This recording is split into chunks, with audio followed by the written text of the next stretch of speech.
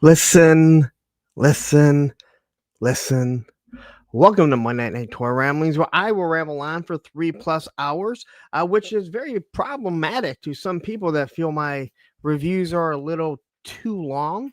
But hey, that's what you guys have all come to know and love.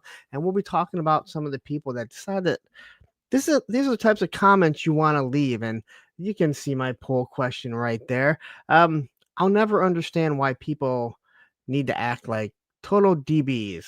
We'll just say douchebags when leaving comments, but it's okay because a lot of times they're very entertaining. And I think most of you know how I feel about that type of stuff. And some of you even seen when I've done the mean comments on the channel members. I need to go back and do that. With the 3 videos that I've done, how just with the Hulk video, I could do a whole an hour of mean comments. So we're going to talk about that a little bit today. Anyway, I hope you guys all had a wonderful weekend and holiday. If you're able to get it off, I know not everyone gets it off. Thank you to the people that had to work, to all the people that didn't. Sorry, you have to go back to work tomorrow. I am one of those people. I am just counting down the days now to get to Joe Fest. Not because I want to skip the next month, but because I need a nice, long, extended break where I think about absolutely nothing but hanging out with friends. So anyway, this weekend, let's see.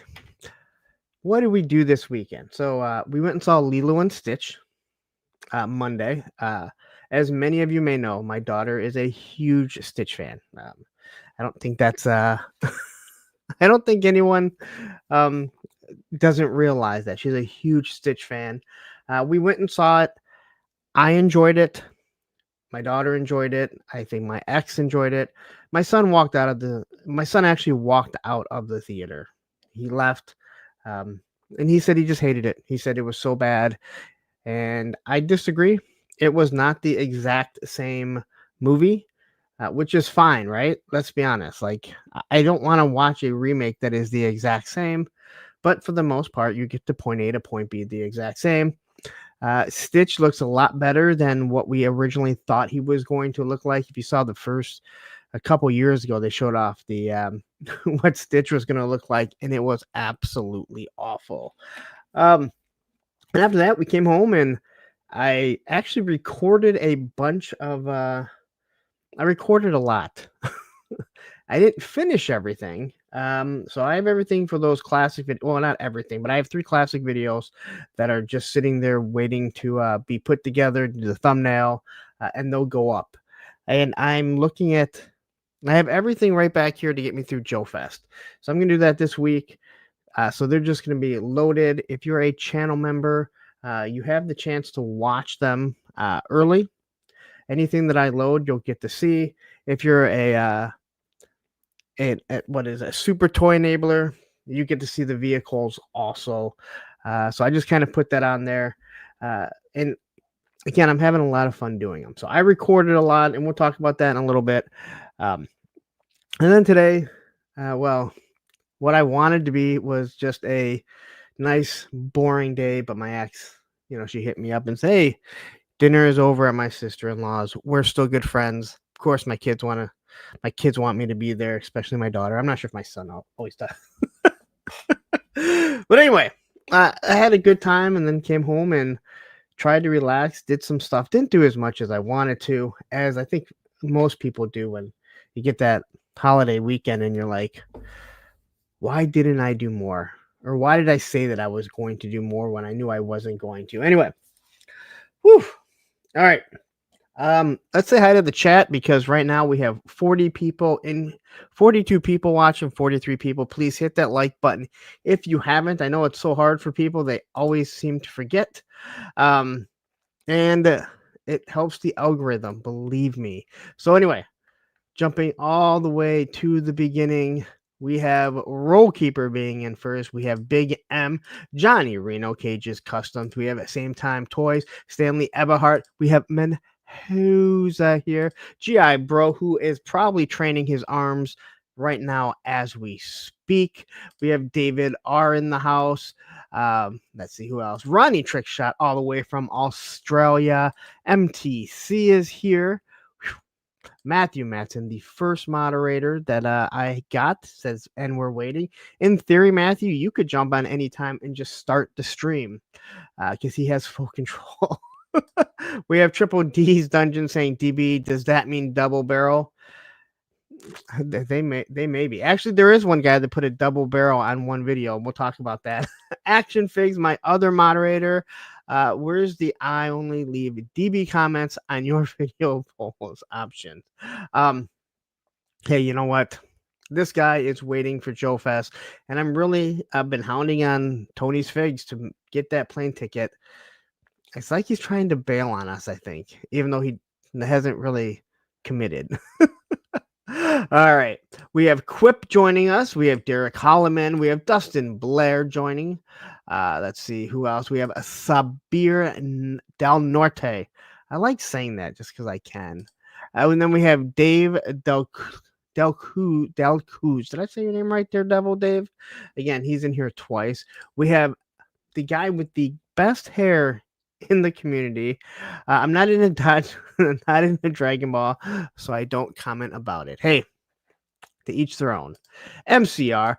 We have Snow Wolf joining us. We have a Legend series who he puts out so much content. If you're not following Tony, please head on over there. Don't do it right now, but head on over. Make sure you subscribe to his channel because he puts out a lot of fun content. Something that, I think a lot of creators need to get back to doing, just some fun content, and that's all you want. We have Shark Eyes Toys jumping here saying, hi, my name is Adam, and I couldn't make the Maximum Series Hulk. Clap, shame, know my name. I will talk about that because I definitely figured out how to make it work. And you can see in the picture that I posted, and I actually posted an apology, something that people can't admit when they're wrong. We have Tony's Figs jumping in here. We have Skunkworks Studios. I want to say to you, thank you so much. You so many times repost on Instagram my stories, pictures that I post. I don't do that enough for people, as in I don't ever do it because I forget about it. So I just want to say thank you so much. It does mean a lot to me, and don't think that I don't notice it at all. We have Nolan, which makes us ToyTube official, and oh man, just got something stuck in the back of my throat. Probably that bacon I was eating. SES Dog is joining us. JLS Comics, who I will reiterate once again, if you are not watching his stuff, you need to be. He puts out amazing content. Absolutely love his stuff that you're doing, man. And once you get stuck on that rabbit hole, whew, you won't come off it. JoeFan84 is here. Then there is 3-star Drawl. Look at that. I can actually pronounce the L, which a lot of people don't think that I can. And I think that's about it. Skunkworks saying, I'm enjoying the O-ring videos. Like I said, I'm almost up to, I have everything back here to get through Joe Fest, and then I can look for some of the stuff that I might need. But I actually have 3 pages of figures of what dates they're supposed to be going out. Fat Trade here, which I know Fat Trade is happy with the O-ring stuff. He loves that 3.75 stuff. We have Russell Lemieux saying, what is DB? That is a douchebag. Gun Bunny Customs has joined us also. Again, you want to see someone do some amazing customs, this is the guy. We have Random Diorama. What's up, Larry, and all the punks in the chat. We're going to be talking about you in a second, so stay tuned if you haven't. We have Triple D's Dungeon, who says, becoming a YouTube member. I thought you already were, but you know what? You get this here. Welcome to the creamery. I got another video that I saved that I saw that I have to, that I got to get loaded. Totally forgot to do it because I didn't have enough time. Turk Murphy's Toy Solutions in the house. Whew. Anyone else? Anyone else here? War chest full of toys. I think we have made it. Oh, there's Krusty Old Crow. Whew. All right. So let's talk about some stuff. There's not a lot of toy news, but I always have a lot to talk about. Anyway, I want to say thank you to John, the collecting brother, one of the collecting brothers, half of them, for Thursday with a friend. We got to find out how the name Gene is pronounced John, and never have I heard such a convoluted way of getting the spelling of Gene to John. It is awesome. Go watch it. He was a lot of fun. Again, I love putting on some of these content creators that some haven't heard of or that are just starting to pop up. It is so much fun to get to meet new people and just get to tell their story, or let them tell their story, right? And the guy's like, I mean, he was born in, you say 91? Yeah, 91. The year the year that my moderator graduated, Ed. So but anyway, go check that out if you haven't already. This week, Derek, Debo DNA, he will be my guest. At least he better be, as he said he has the alarm already set. So, and look who's jumping in here. We have Rowdy Riles jumping in, who will be, you are going to be here for what, 3 Thursdays from now, right? That's when I have you scheduled for Thursday with a friend, Rowdy. I just want to make sure. I haven't reached out to you yet. It is in July. I just reached out to Chris McLeod from the Full Force, and he said as of right now, everything is set for not July, June, sorry. June 6th. So Chris McLeod from the Full Force, he will be joining me. God, I hope he is, because things would be really messed up if he's not. Am I freezing up here? Did something happen? What the hell is going on? For some odd reason, my video over here looked like I had frozen up. So, all right. Yes, June 12th, 2 days before my Maryland Toy Expo. All right. And you will be here. Awesome. That's all that I want. Okay. So tomorrow, I have no idea what the topic is, but tomorrow on the Circle of Jerks, myself, Tony's Figs, who is right here in the chat, and yeah, Terry, the Island Viper, and Toy Optics Spec. We will be doing the show. Baldy will not be on, as he has some personal matter that he has to attend to.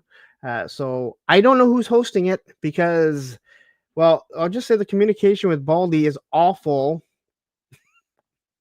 I have no idea if there's a thumbnail, if they're still going to host it on their channel, because Tony and Spec both have it, or if they want me to. I don't know. You will eventually see it go up here. They usually send me a thumbnail during my show, which Baldy doesn't seem to understand why that is a little inconvenient for me, because I like to get it loaded, and then I'll do it after this, and then I'm up way too. Oh, I'm doing it. Okay, well, tell Baldy to create a thumbnail, and you guys need to create a topic, because I don't really know what the hell's going on. So that's interesting. I guess I'm hosting it. It's always hosted here anyway, so it doesn't matter. All right. And then right after that starts at 6:30. At 9 p.m., you jump on over to the Toy Elite Network for my one moderator, Ed, Action Figs, and Travis, not fucking Moody. I mean, Mr. Wonderful. And then during his show, you don't leave it, unless if you have to. But at 10 p.m., then you jump on over to Pop Blenders, the evening blend with my other moderator, Matthew Matson, and Pop Blender. Please, both of you, drop your the links to your channels or to the videos or the live streams if you have them already set up, so people know where to go tomorrow. I expect to see every single one of you there. I don't understand how we're doing this on Tuesday. There's 60 or 70 people. All of you should be switching right on over there, because it's just an extension of this community. All right. So there, I went on my rant. Well, not rant, my long drawn out thing. Also, please hop on over to the TV terminal. We just did episode 9 of Talking Mobland. There's one more episode. I'm telling you guys, if you are not watching Mobland, you are missing out, as this is one of the best shows on TV right now. And this, I have a feeling that the season finale is going to be absolutely fucking nuts. So really looking forward to that. We got Murderbot that drops on Friday, and then on Sunday, The Last of Us drops with Adam and his brother, although his brother was not on it this week. So he had to pull someone else. I don't watch The Last of Us, but check that out, please, along with everyone else. Again, Action Figs, the Toy Elite Network, and Pop Blender with Matthew Matson. All right. So the classic reviews, if you've been watching them, I did drop Cutter and the Whale, the hovercraft. Now I have been trying to do 3 a week. Mutton Junkyard is done. If you're a channel member, you have watched Mutton Junkyard. The reason why Mutton Junkyard got pushed back was because of the reviews that I dropped. YouTube can say that they don't nerf your content when you drop another video, but I don't really believe them. So, because I dropped 5 reviews, I wanted to make sure that that just got pushed back so it didn't nerf anything that was getting done, because that is really what most people are tuning in to see. So tomorrow morning at 9 a.m., the Mutton Junkyard will come out. Just because that's how I kept pushing it back. And I'm like, all right, this actually works out perfect. Also this week, you'll get the Baroness, Scrap Iron, and the Cobra Claw all done. And I will also show you, if you haven't seen and you didn't know exactly how the Cobra Claw connects to, let's say, a playset in a vehicle. I know a lot of people say, hey, we know this. I didn't know this as a kid. And it's great to know now, but it would have been nice to know some of this stuff as a kid. So that's what I have coming there for those classic reviews. As I mentioned, all channel members, they can see all channel members can see the figures that are doing the super toy enablers. You're able to see the vehicle. So quickly, I kind of want to show you what I have right now, which you guys may understand, you may not understand when I show this off. So quickly, let me show you. I'm going to share this screen. We'll be doing probably a lot of share screen, a lot of screen sharing today. So anyway, this right here is all the classic reviews that I have. Also, you can see Thursday with the Friend. I do not have that live. That's Thursday with the Friend for when I'm on my way to Joe Fest, or I should be at Joe Fest by then.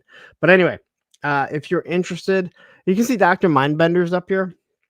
So the reason for Dr. Mindbender, and you're going to start seeing a lot of this, I mentioned that I have dates for everything through the year, all through Series 4. What date each vehicle and figure that I already have. I have what dates are going to go. And as I was grabbing Dr. Mindbender, comparing him during the new retro carded video, I was like, it makes absolutely no sense to not just do the Dr. Mindbender review, load it for the date that it's supposed to come out, which is October 11th.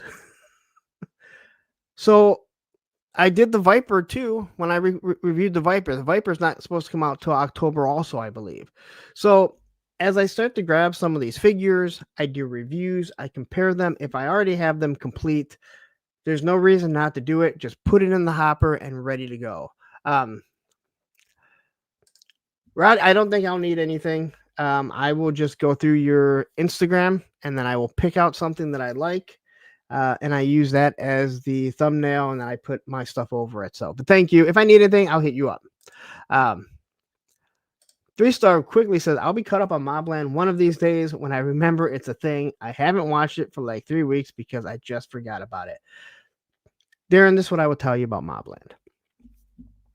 If you are that far behind, just wait till next week and watch it all, because it is truly one of those ones where I'm like, I want to watch the next episode. I want to watch the next episode.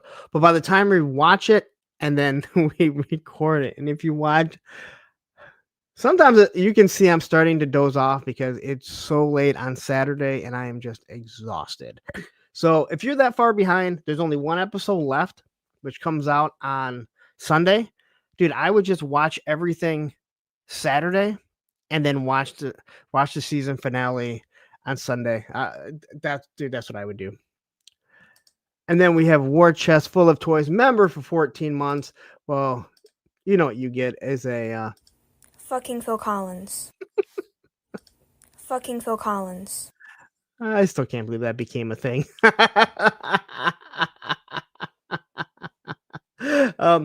No, Darren, I fully get it. Like, there's a lot of good shows that you forget about, but like I said, it's right there. There's one episode left, man. Just watch it like Friday or Saturday and just finish it. That way you're not like, oh my god, I gotta wait till next. You'll be happy, in my opinion. And then we get Johnny Reno saying, fucking Phil Collins. Here you go.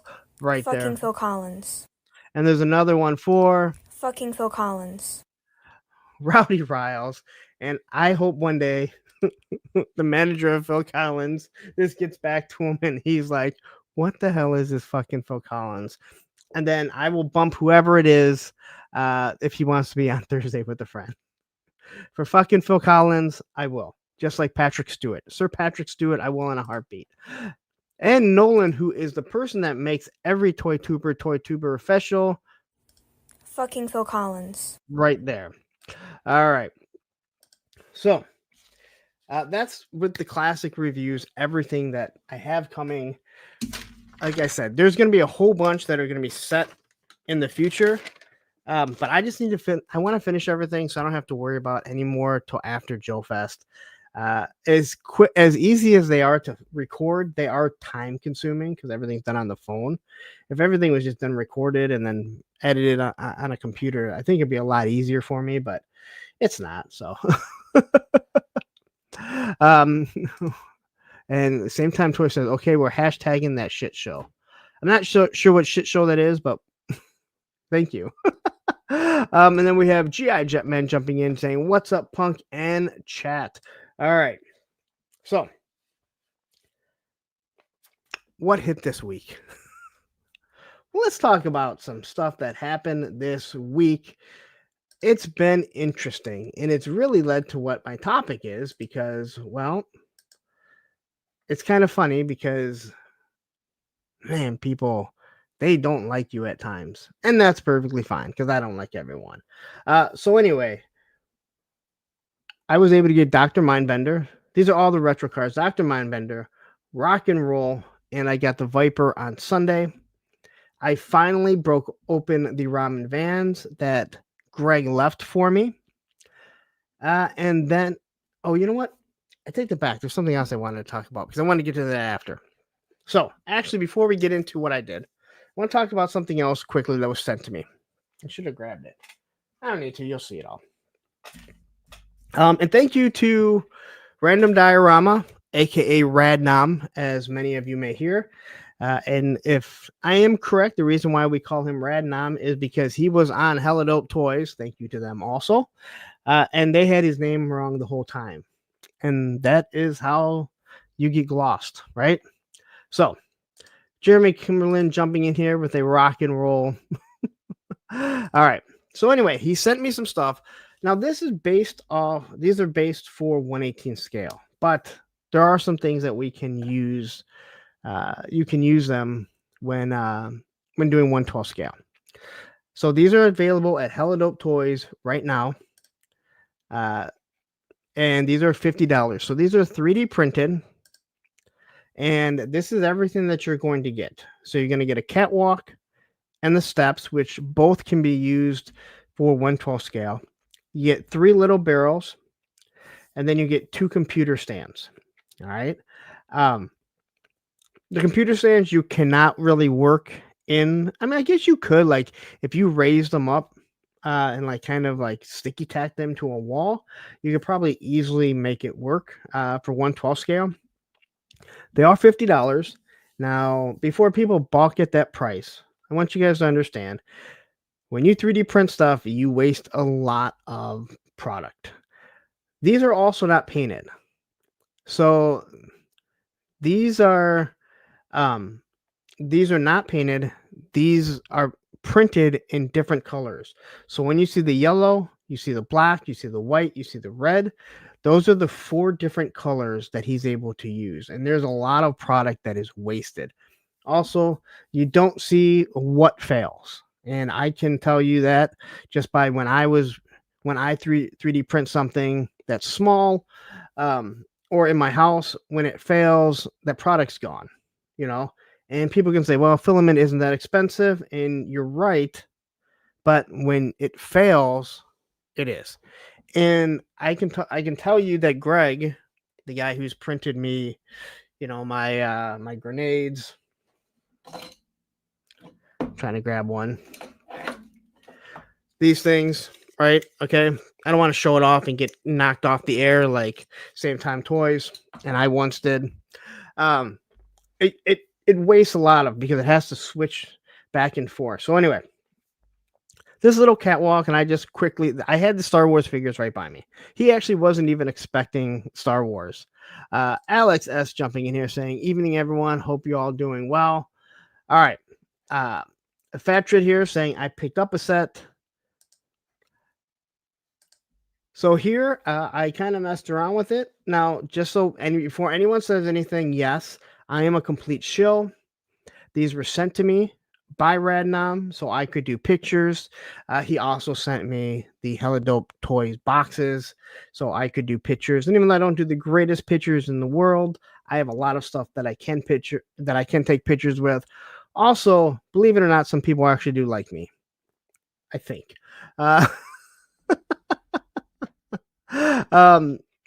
You're welcome, Same Time Toys. When you told me you got kicked off the air because Turk Murphy showed off 3D printed 1/12 scale weapons, yeah, I had the exact same thing happen. So anyway, here you can see I got Gung Ho carrying this. This was not easy to balance. There is no stand. There is no sticky tack. And to say that on this battle platform that this thing kind of rocked a little bit, that's a little understatement.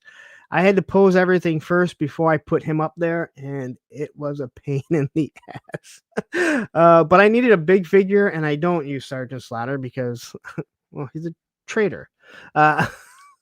Allison Troy jumping in here saying, Nolan, actually, she meant, I find that hard to believe. And Matthew Matcham saying, we tolerate you. I understand. So I kind of did a picture here. You can see him kind of walking. Now, you can see that this would actually work perfectly for a 1/12 scale.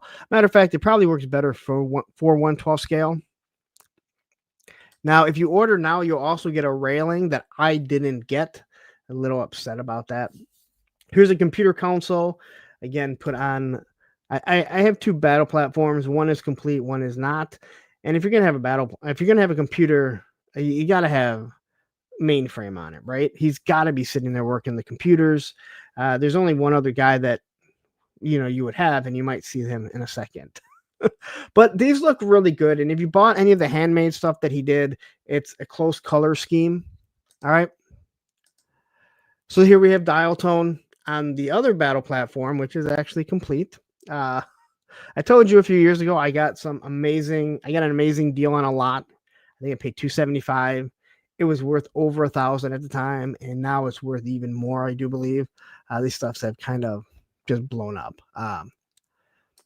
Matthew Madsen saying, I do like the catwalk and steps. They're really nice and a lot easier to balance. I'll be 100% honest. They're a lot easier to balance for 1/12 scale.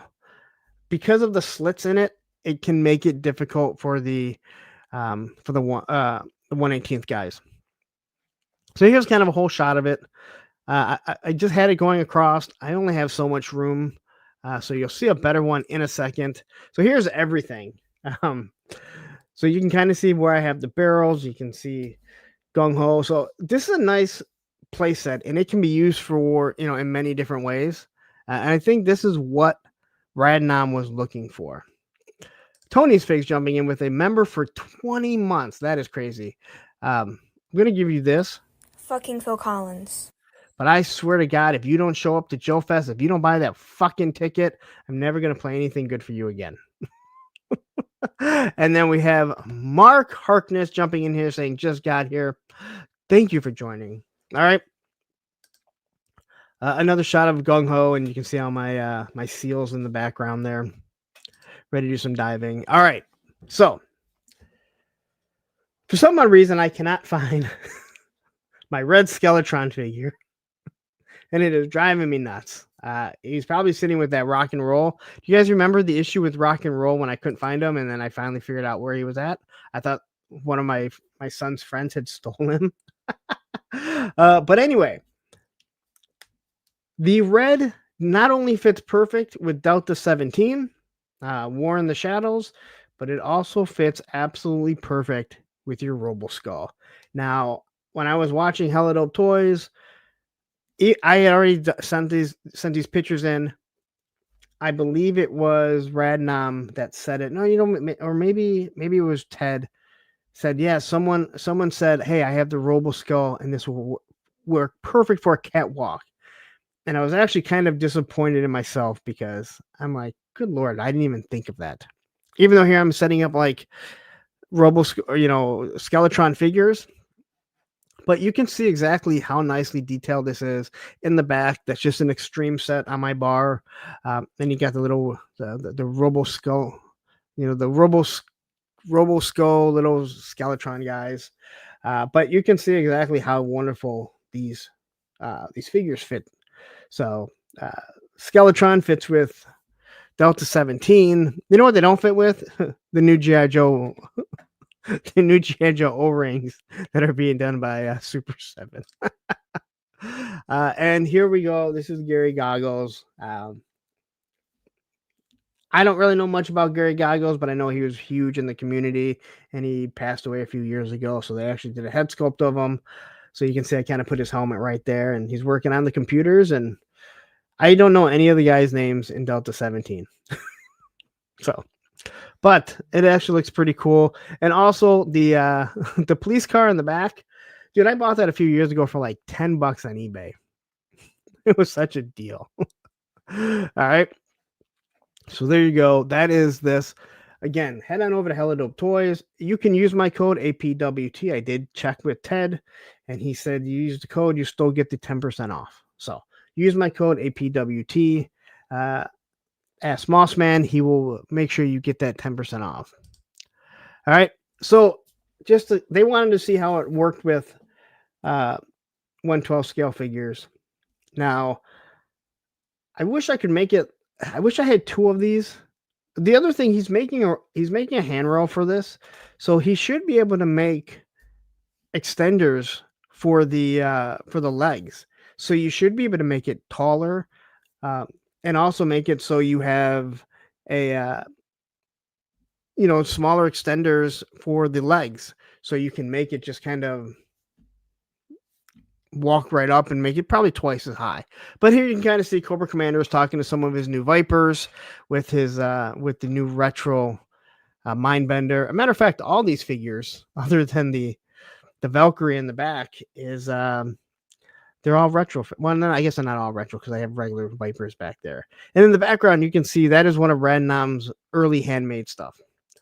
Here we have not Rachel Salinas showing up here saying, Tony's Face Cannonball Run that ambulance to Joe Fest. Hey, I don't care how he gets there. You can do it how he gets there.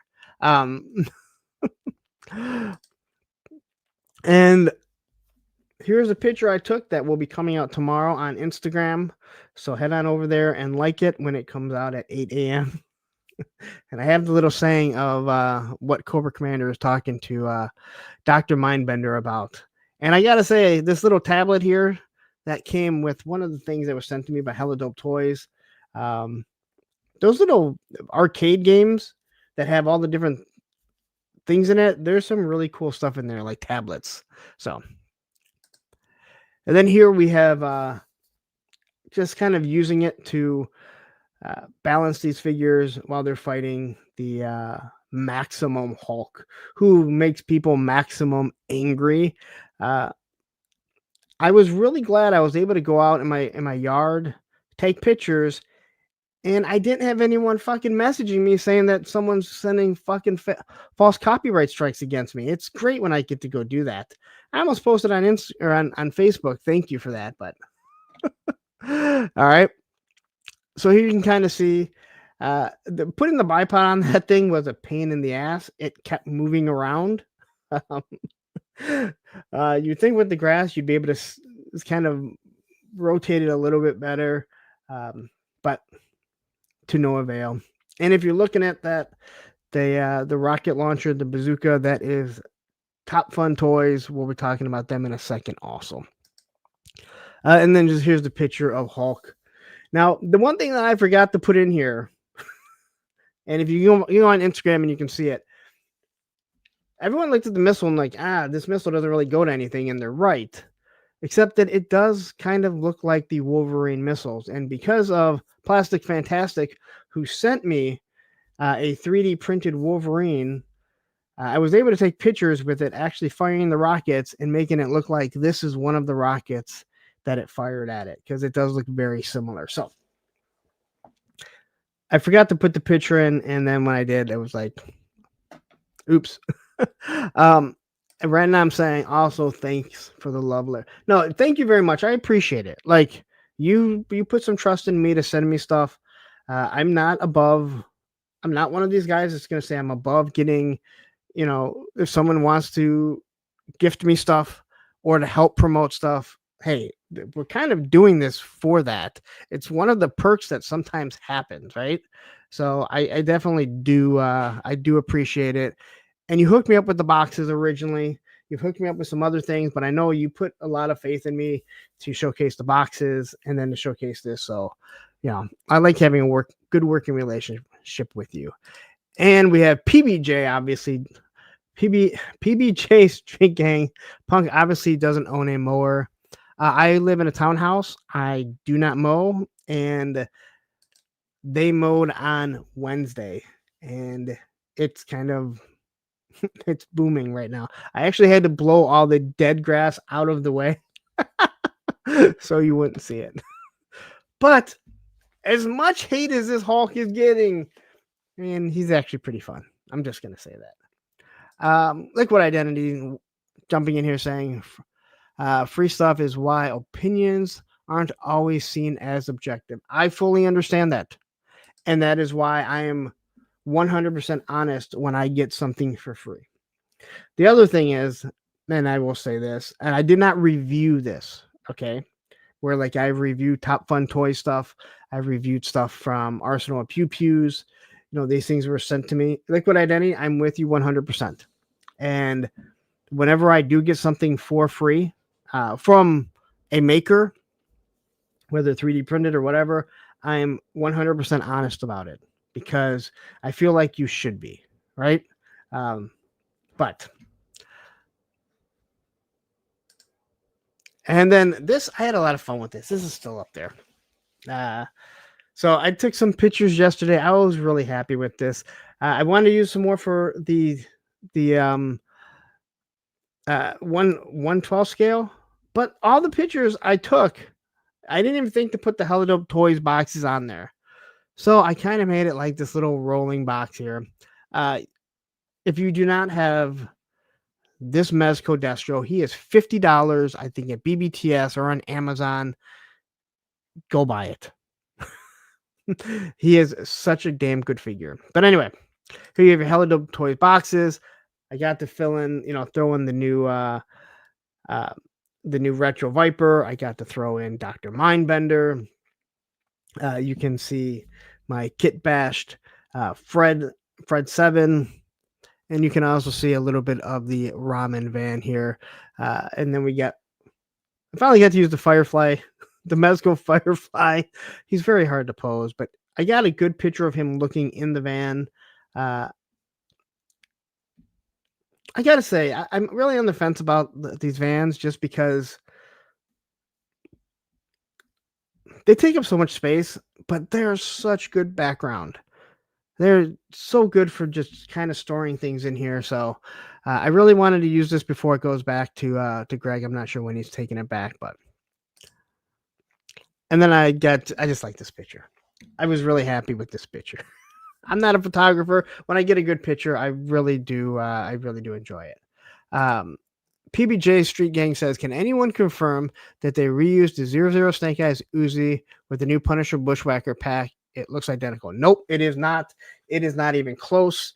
The Uzi from first off, they cannot use any weapons from Classified and or Marvel. Anything that is used for Marvel, and if any mold that's used for Marvel, Disney owns. So if they were to leave, like if they left if they took the property and went somewhere else, they own all the molds. They own everything to it.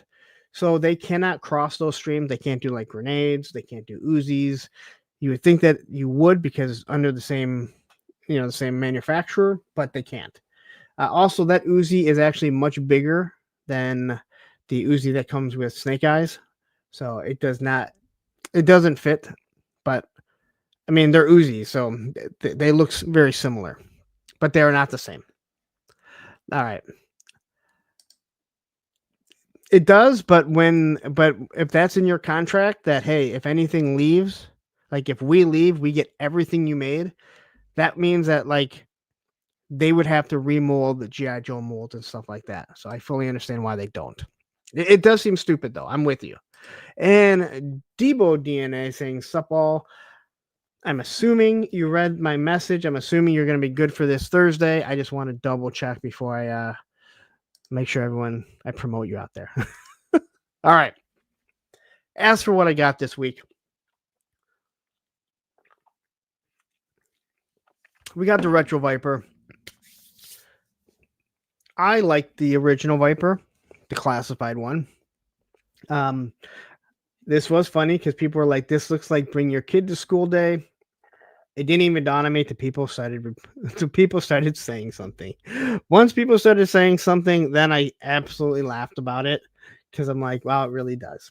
The classified Viper is awesome. He has weak legs. They're loose, but you can stand them fine. This Retro Viper, man, I gotta say, they knocked it out of the park. And you can go watch my review and you can see exactly they hit all the key demographics on this, pointing everything out. I know I said demographics. I don't think that's a proper word. But that's how, that's how they did it. And only the head sculpt and the goggles are used again, but you can't swap them because they have different size neck pegs. Jeremy says that's how Hasbro had that's how Hasbro had all the Toy Biz molds when they got the Marvel license from Legends. So, it's just, yeah, again, I fully understand, but it kind of sucks. Look what it says. So the Retro Vipers were sturdier legs than the 3-pack. Yes. Yeah, I'm sorry. Yes. Because it's a completely different mold. I mean, I don't know if anything underneath is reused, like the torso, but these legs are completely retooled because it has the stripes going down them. So I think we're going to see a whole bunch of, I think you're going to see a whole bunch of new colors, and I'm perfectly fine with it. I'm glad that they did this. Hasbro does it with Star Wars and Marvel. There's no reason why they can't do it with this, because they should. As nice as those Vipers were, like you said, very weak legs. So, Are they Larry? No, I'm not that short. I mean, I'm short, but I'm not that short. All right.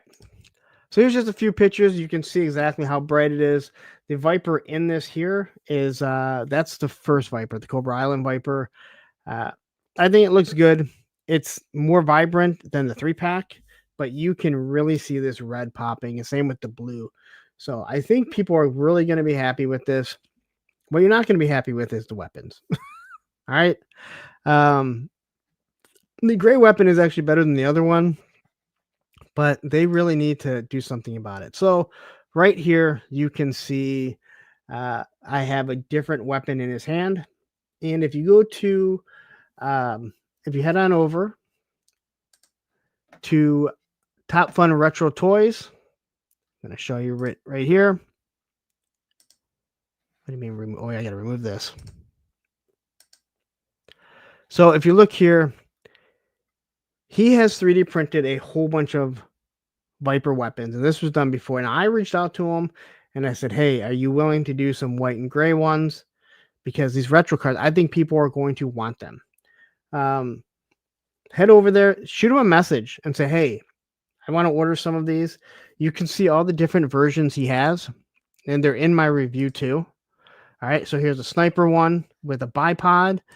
Here's a sniper one just with a grip.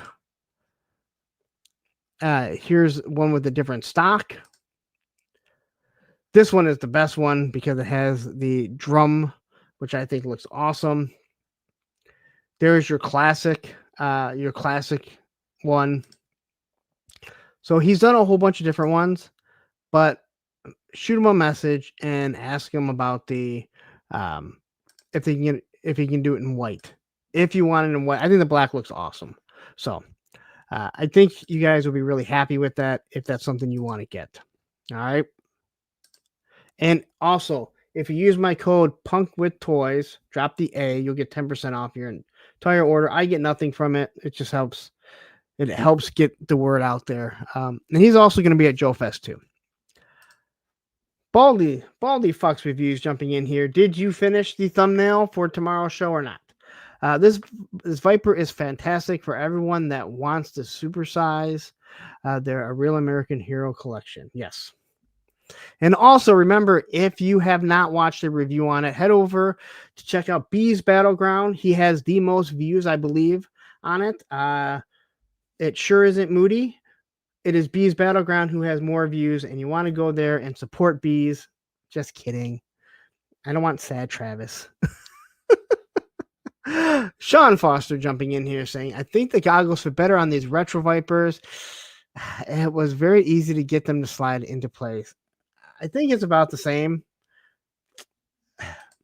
I'm not a fan of the goggles. I wish they would have just molded it in there. But anyway, so there's your Vipers. Here's your Dr. Mindbender. I already had this shot of Captain America fighting Serpentor, and I thought this is perfect to have Mindbender kind of coming in here and injecting him with some serum. Because let's be honest, people may love Serpentor. He's not beating Captain America. And I love G.I. Joe, right? 3-star, I'm with you. A lot of the goggles go in there, but then I like to have a couple that look just classic.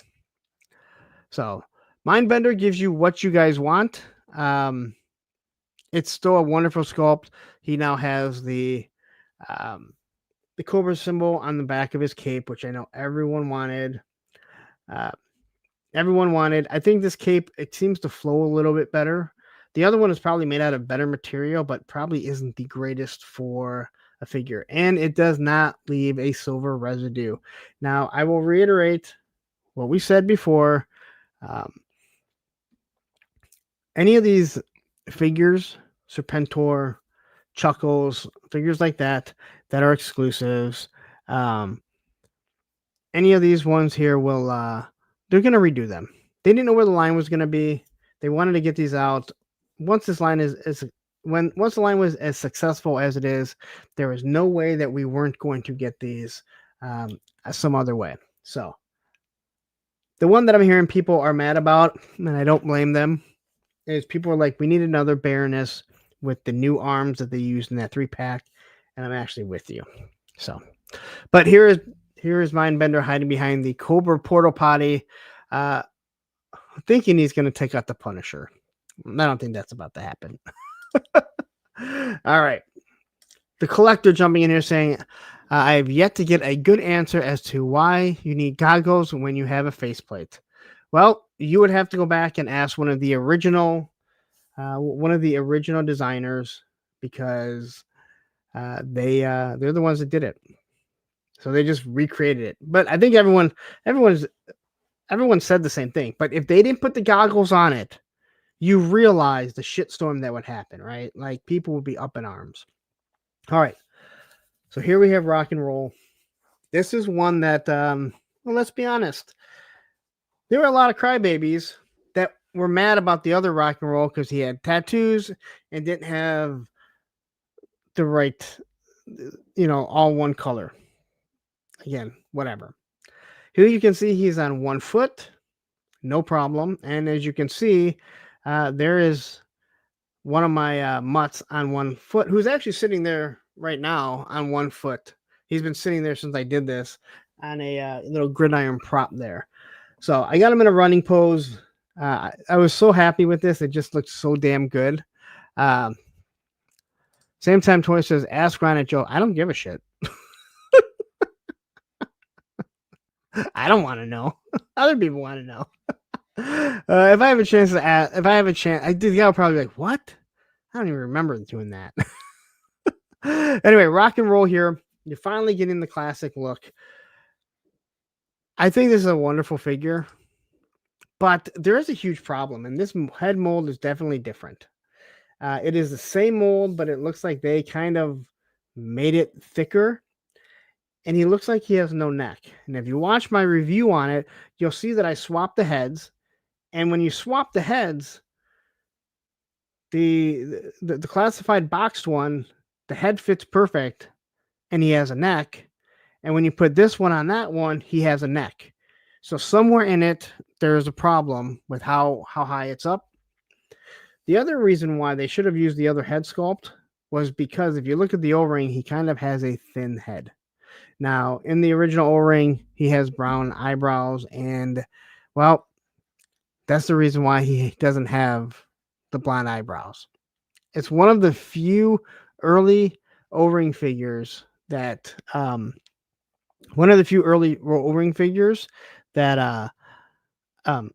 didn't have all the exact same paint. He can do a 1 foot running lean more than that punk. He might be able to. I didn't need him to. I had him in a running pose. Here he is on the tumbler, along with this flint that fell in my hands that someone was really mad at me about for getting. Here he is trying to take on the Punisher. Now, I will say this: his fist is a little small. All right. Once I put that on there, I was like, this thing is a little small. Kind of drove me nuts. J.I. Jetman says, I'm interested in the Gridiron Studios Mountaineer pack, but it's sold out. Do you know, will they replenish it eventually? Keep an eye out, because they tend to do that. They'll bring stuff out from the vault. I think they brought it back right when Alpine was announced, and then they probably brought it back. Ask Johnny Reno. He can probably go in there and get him to make one for you. We have real Richard Sampson jumping in here. Great to have you here. Baldy says the difference in heads is subtle, but it's like retro rock and roll is classified rock and roll stunt double.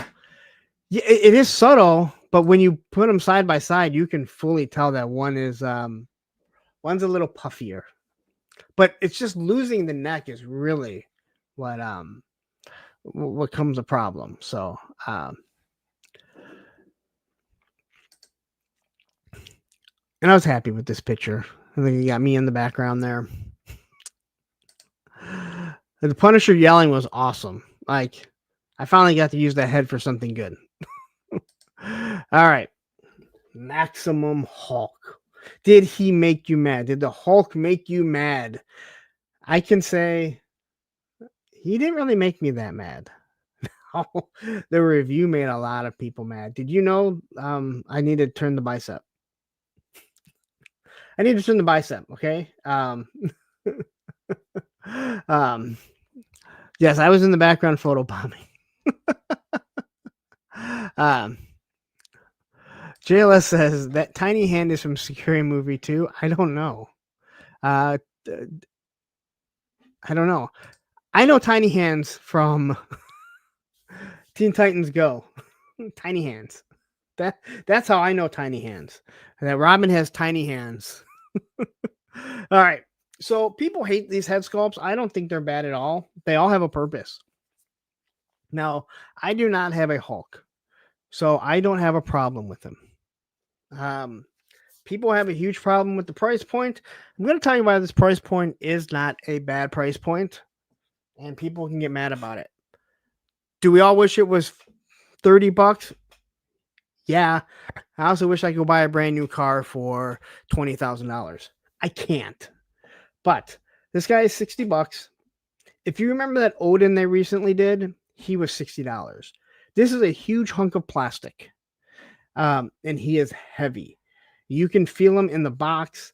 They're giving you 3 sets of hands, 3 heads. You get the clap effect, you get the missile, and then you get the new upper body, which is very unique, and I'm sure that costs some tooling because you can't really use it for anything else other than, let's say, like a Red Hulk. I don't know what else you could use it. And Wraith Mace jumping here saying, evening all, we are the hammer. If you don't know, Wraith Mace might or may not be a fan of another property. So anyway, I got him here yelling at Wolverine. I thought this picture just worked perfect as, well, we kind of know this, right? Matthew says, Diamond Select Hulk is still my favorite, way bigger and cheaper and out of business.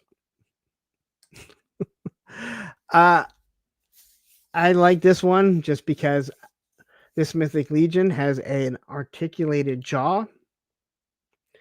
That this hand that grabbed perfect, like he was pulling it down, and Hulk has that shit-eating grin like, you know what? You're fucked. I fully get it. Now, again, $60 for this. I think I paid $80 for this 4 Horseman piece, which roughly gives you less. They give you less. Although it has soft goods, and again, I don't really want to compare the two. I just want to point out what we're actually paying for with these two.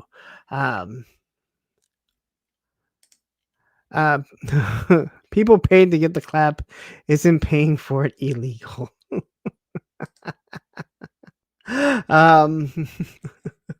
So, Matthew says it still exists just because they went out of business doesn't negate that. Okay, I just said they're out of business. I didn't say that it didn't exist. But you guys all, come on, let's be honest. Diamond Select figures are not as good as Hasbro. I'm not saying you can't like it. I'm not saying that it's not fine for you. But the fact of the matter is the quality is not the same. All right. So this one here, there's a little backstory to this. So you can see Serpentor, and I got the Hulk. He kind of knocked him around. You can see the Hella Dope toy boxes in the background. So I'm sitting in here before I got him, and Olivia comes in and says, do you have a Hulk figure? And I went, funny you should say that. He should be in tomorrow. And she goes, oh, that's good. Then he can whip Loki around. And I went, what? Loki right there. And I went, that's not Loki. I go, that's Serpentor. But then I actually noticed and was like, yep, he looks like Loki in many ways. So I wanted to have him kind of dragging Serpentor around, kind of like the way Loki got whipped around in the Avengers. All right. And Andrew Taylor jumping in here saying, just found out that Diamond Select sculpts were done by NECA. Oh, that's interesting. I wonder why they did that. Yes, puny god. Jed Jetman says, "Guess I better get my selections thing before the price goes up on eBay." All right. MCR says boxes should be flocked. Well, you can talk to Radnam about that. He says he hates boxes now. All right. I did this because I really do have a big thing for our Captain America and him being able to wield Mjolnir. I regret hearing about this spoiler and not seeing the Avengers and knowing that he was actually going to be able to fight with Mjolnir. But I just want to get this nice picture. I just enjoyed it. So you can see that this the swinging motion works here. Now, the thing about the swinging motion that I did not point out and I didn't realize it is meant to fit on all the hands. It is actually notched around the knuckles and it fits on all the knuckles. So it is meant to go on all the hands. All right. And then I think I have one more picture. And that is the thunderclap. And then we're going to discuss this before we get into the toy news. Again, there's not much toy news. So the thunderclap. The whole reason why pretty much this figure was sold, right? Now, I still think that the clap effect is stupid. You kind of have to wiggle it in there. But I went back and I did this after. Okay. So you just kind of have to balance it there. So I, along with Shark Eyes, struggled to try and get this to work. And everyone said, you know, the bicep, the bicep, the bicep, the bicep. And I want to explain to you why. I understand I missed it, but the reason why the bicep should not have been an issue. Okay. Thanos Captor jumping in here. Now, right now, I sound like some of those sportscasters that sit there and they talk about, I was wrong, but I was more right than wrong. Oh, the guys are falling over. Okay. So the thunderclap. And here it is.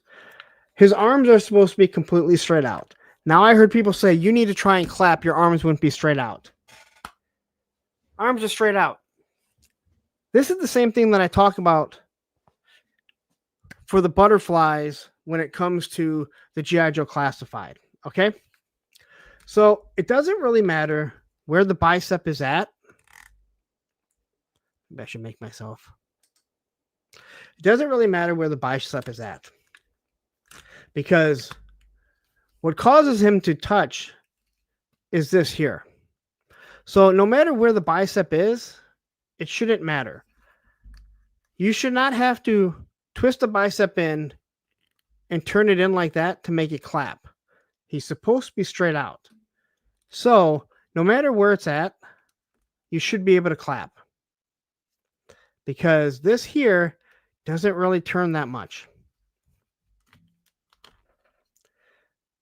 The problem is that when you put everything on there, it's hard to get it together. All right. They don't want to stay. There should be more of a ratchet right on the end that will hold it there. It doesn't really matter where I turn the bicep other than for aesthetics, right? Because the butterfly is what causes them to touch together like that. But people were really mad about it. And we'll talk about that in the comments when we get to the topic because there were some pretty good comments in there. Some really good. Hi, it's me. If you are here, you had the best comment or the best retort to a comment. Your comment to start off saying, Larry, the biceps. I haven't even watched the video yet. But there was one person that had a wonderful comment about my reviews. And hi, it's me. Dude, you fucking killed it. But anyway, it doesn't really matter how the bicep is. Okay? It doesn't matter because everything is in our butterfly. But there was a struggle to get it. There's no doubt about it. I, unlike a lot of people, this is where I pat myself on the back. I admitted I was wrong. I posted it on Instagram with a picture of doing it, which that picture is actually done amazing. Thank you. I actually took a great picture. Pat myself on the back for that too. But I was wrong, and I admit that but I can't go back and take the video away. I have people like Jersey Maniac. Well, he didn't call me out, but Jersey Maniac did a whole video saying that all these reviewers that did it, they're getting paid for this. You need to go unsubscribe to them. Whatever. Whatever. As a reviewer doing it right out of the box, you're going to make mistakes at times. And if you don't like my review style, if you don't like anyone's review style, and I know people don't like my long form, there are some people that don't. I will say, hey, you know what? Move on. Go check out someone else. I made a mistake. I made amends on my Instagram and showed you that I was wrong. And, that's how you do it. Toy Optics says, that's not how I make it clap. Well, you make it clap however you want. So anyway, yeah, that is I spent a lot of time on this stuff because guess what? There's not that much news. Though I'll probably drag it on for another 2 hours before we get the topic, and then Ed will be like, you didn't even get the topic. So anyway, we're gonna start moving on here. And what else do we have going on? So nothing else really to say. All I have is retro videos coming out. I think I'm gonna try and do some Top Fun reviews. I have a whole bunch of guns that I was supposed to do quite some time ago and I didn't. He's got some really cool Star Wars blasters with blast effects. So I really do need to get some of those out there just because. But anyway, please, if you are interested in some of this stuff here, and I'll show you exactly where to go. I'm going to add the screen here. Hello, Dope Toys. Here are your boxes, or they're not boxes anymore. Your random dioramas right here. Go pick it up. It's $49.99. It is a really fun set. Use my code APWT. You're going to get 10% off. So that makes it $45. It will not ship out next day, but it will ship out soon. Radnam, who is in Texas, he has to ship it up to Ohio. And once they get it, they will ship them out. So send them out, ship it out to them, or ship it out to them. Go ahead, buy them, especially if you're into 118th. I think you're really going to enjoy it. It's a lot of fun, man. It really is. And I mean, this is what toys are supposed to be. He 3D prints it really well. I thought this was painted at first. And then he kind of mentioned to me, and I went, oh, that's right. That's why you don't see any paint rub or anything like that. So, and I love the black up here because it really looks like it has grip tape on it that is holding it up there. So, all right. If you are so interested, go over there and order anything from Hella Dope Toys. Use my code APWT. You're going to get 10% off. Even if you go down to this, the clearance section. So, whew. All right. So that sponsor, APWT, we're going to hear from them in a second. Top Fun Toys, I showed you where to go. Top Fun Toy Retro. It's actually in the link to that Viper video, so go there, watch that. Go ahead, order some stuff. Use my code PUNKWithToys, drop the A, you'll get 10% off. And then the Amazon and Entertainment Earth. I don't even push out Entertainment Earth because they're so expensive these days. Amazon, anytime you see those links, click it. Help support the channel. Johnny Reno's been hitting me up saying, hey, create a link for me, and I've been doing it. So Ted Knight jumping in here saying, I once got the clap in Thailand. All right, so now we're going to hear from our sponsors, I think. Oh, hey guys. So Lawrence, he had to step away for a little bit. He's got a case of the grumble dust.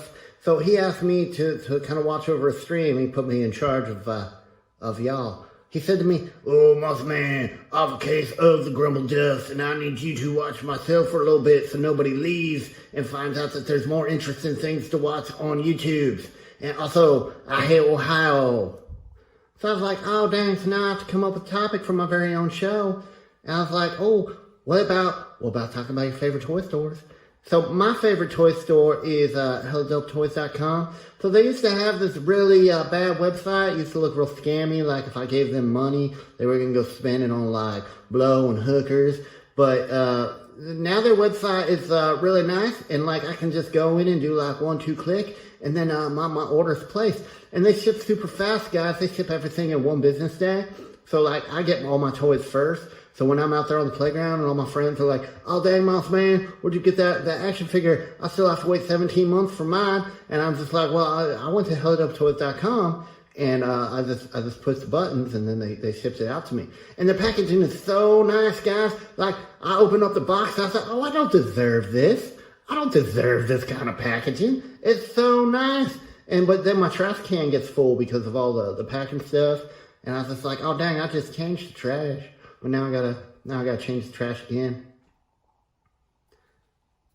Oh, you're right, Matthew Matson. You can use the code APWT at HelloDopeToys.com and save 10% on your order. So how that works is, so you're gonna save 10%, and then a Punk with Toys, he has to pay that 10% that y'all saved. So if you don't like Lawrence, you can just go to HelloDopeToys.com and just buy a bunch of stuff and rack up his bill. So then like at the end of the month, they're like, Hello Dope Toys is like, oh, Lawrence, you owe us $1 million because of all the 10% codes that everybody used. And yeah, that's how that works.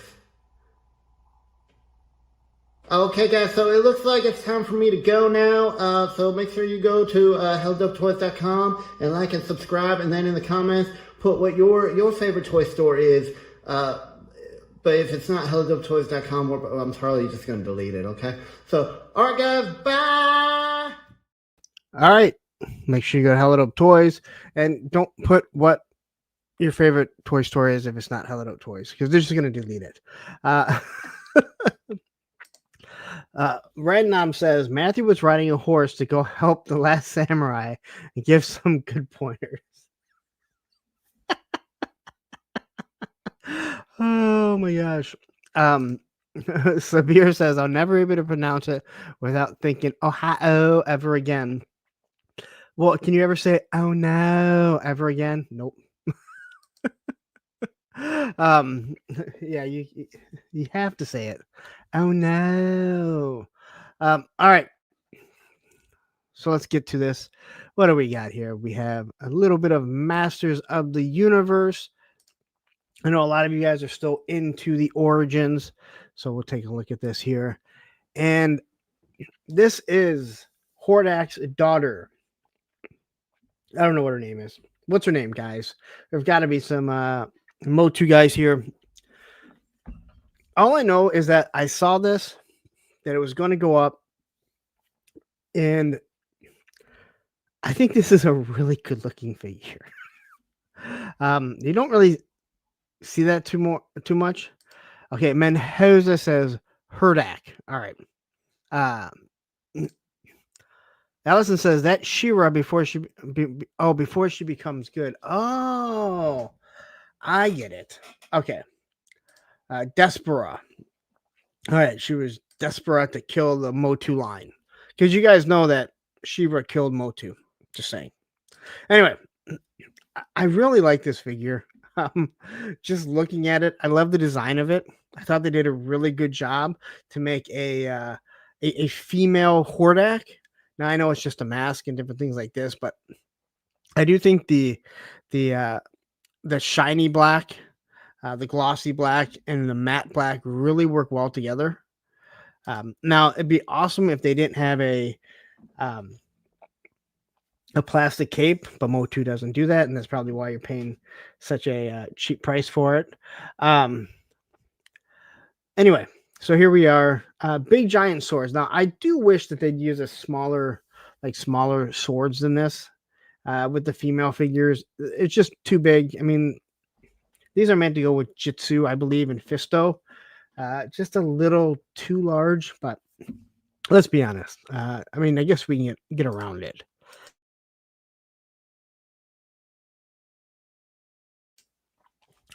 And I like it here. Now, here we have, she is straight edge, and Well, Hordak is clearly part of the Third Reich. Because isn't any time that you raise your hand like that, you're racist. Anyway, you can see how their colors they really they showcase each other. So here she is, Masters of the Universe. This is the back of the card art. Again, I will say it. That has some of the best artwork that there is. There is none better. There may be some just as good, but there is none better than what Masters of the Universe uses, what Mattel is giving. So I think anyone that's ordering this should be really happy with it. Radnum says, desperate matches the catwalk. Desperado. Yes. I can see that for sure. Damn autocorrect. And there she is holding the. I found this odd that they kind of showed her like holding the helmet and also holding the sword. Like, good job. I'm glad the figures can hold things that they come with.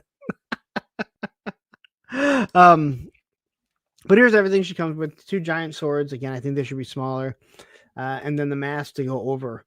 So, if you're into this, you have to get this from Mattel Creations.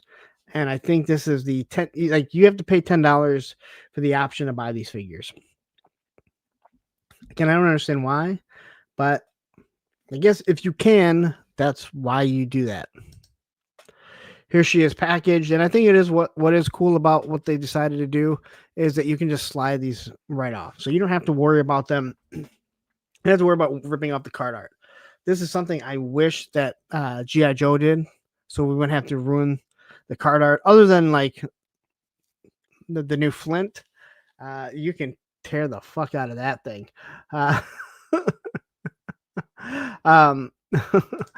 Liquid Identity said, what's with the eye black? Is she moonlighting in the NFL?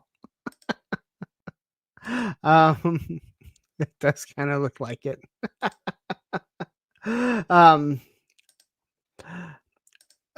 Berkey says, oh, I didn't even see you jump in here. Darth Berkey says, only for the first 24 hours, available for everyone. Oh, okay.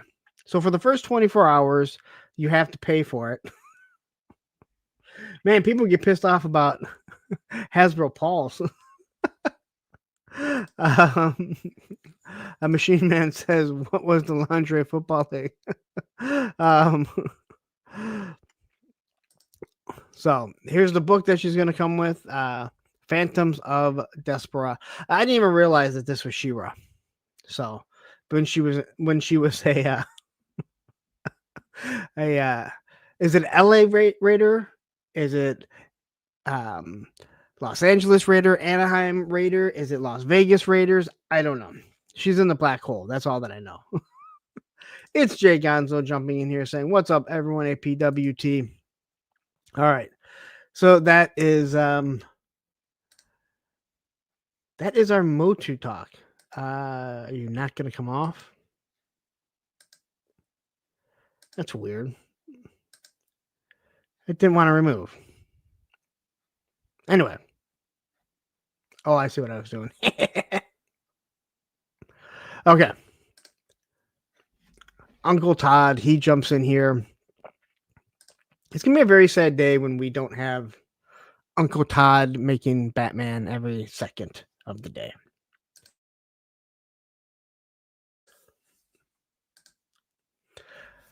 But until then, we got him completely obliterating Superman. This is a Target exclusive. I don't know who wants this. I don't know who said they needed a Superman leader or Superman lion, but you can get one soon.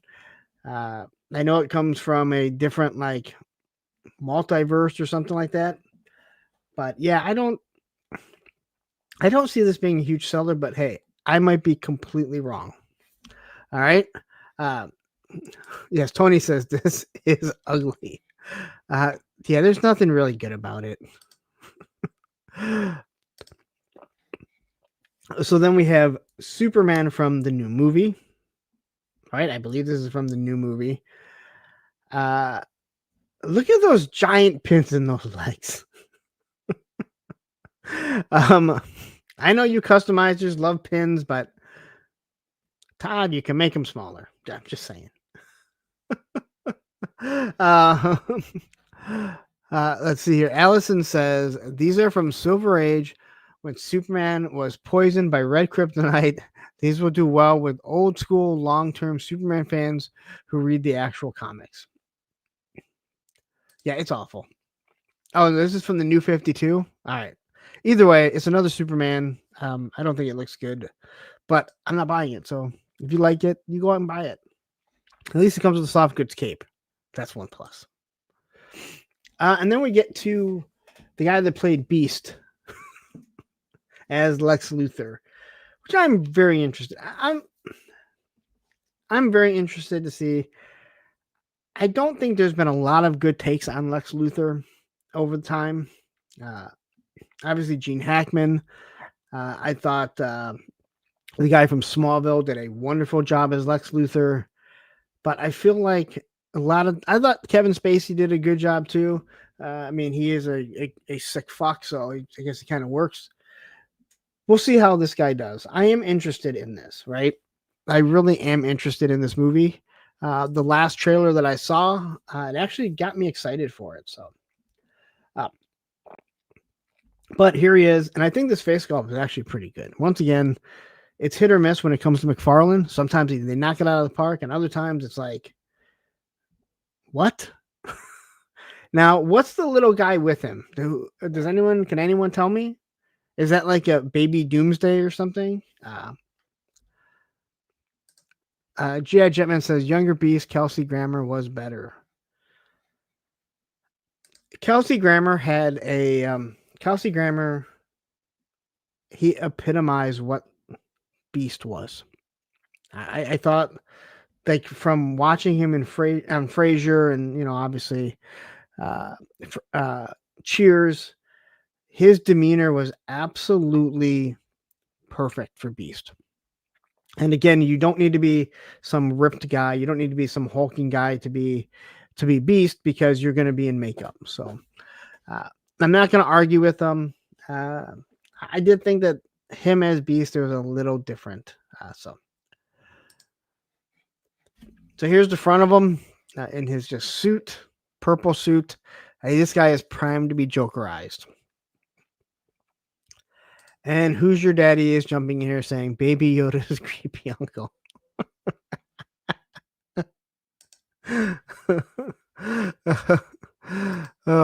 Here's the back of him. I don't know why. He comes with 2 extra sets of hands, a bunch of, I believe they're using, well, this may actually be head sculpts, because I'm not sure how you would put on just the overlay of it. This is really one of those. I mean, the face sculpts are not that different, but I guess there is a little different in the look. But if you need Lex Luthor, there you go. Then there's this guy from the movie. I don't know who he is. Who is this guy? He'll tell me at the end because I'll see it. I actually think this looks good because he's just a suited figure. He really reminded me of the guy from The Boys. What is it? Who's the guy from The Boys? I can't think of his name. He looks like Snake Eyes. So, but it's Ultra. This is Ultraman? Huh. Peg warmer Pete. Black Noir, thank you very much. I like Peg warmer Pete. I just think it's one of those things that a lot of people won't know like what he is. But if the movie does well, then maybe it will. I mean, maybe it will do well. I do hope so. I don't have a lot of faith because I'm not a huge James Gunn fan, although he's done some stuff that I do enjoy. I am hoping that it is a good movie and that the whole universe kicks off. But we've kind of seen what happens after time when it's just one big universe. So anyway, this is Ultraman. I guess the U should have given it away, but not how I usually think of Ultraman. So how do I move this here? All right. Woo. And then we have Storm Collectibles. Now, here is the Sagat. This is $37 or $38, I think. Are you guys into this? Are you guys going to be picking this up? Because I know guys like myself are just, I'm all in on the Jada Street Fighter. I don't need another line that is creating something very similar. And again, it's still in the same price point, range. So I got a lot of pictures for Sagat because say what you want about Storm Collectibles, they send out promotion picks, which is good because you got some of these places that only send out one or two. Matthew is saying it's going to suffer from too much James Gunnism. Possibly. And same time, Troy saying just need the Jada version. I have a feeling that's what a lot of people are saying, especially considering you can buy them at Target if you ever see them. Now, I've talked about the knees. I'm not a big fan of these knees. They just look very, I'm not a fan of this word, but wonky. I think it just works. The back of it, I think they just look bad. They did do a good job of hiding the flight stand there. But, here you're throwing a kick and you're using the flight stand, and they hide it pretty well. But most of us don't want to do that. Most of them don't want to do that. So, but I guess if you are swinging a kick like this and you're on your toes, you're not going to be able to stay like that.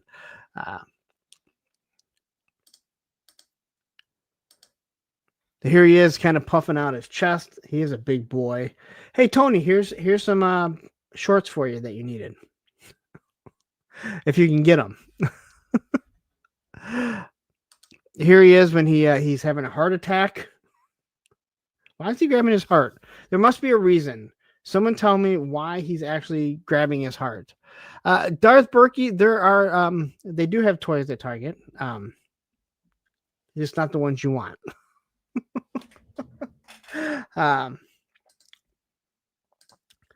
3-star says, I don't need no freaking kickstand. Jada Sagat balances on his toe articulation. Yeah, I don't know. I didn't even know they have that. Because I don't believe that some of these exist. The scar hurts him. Okay.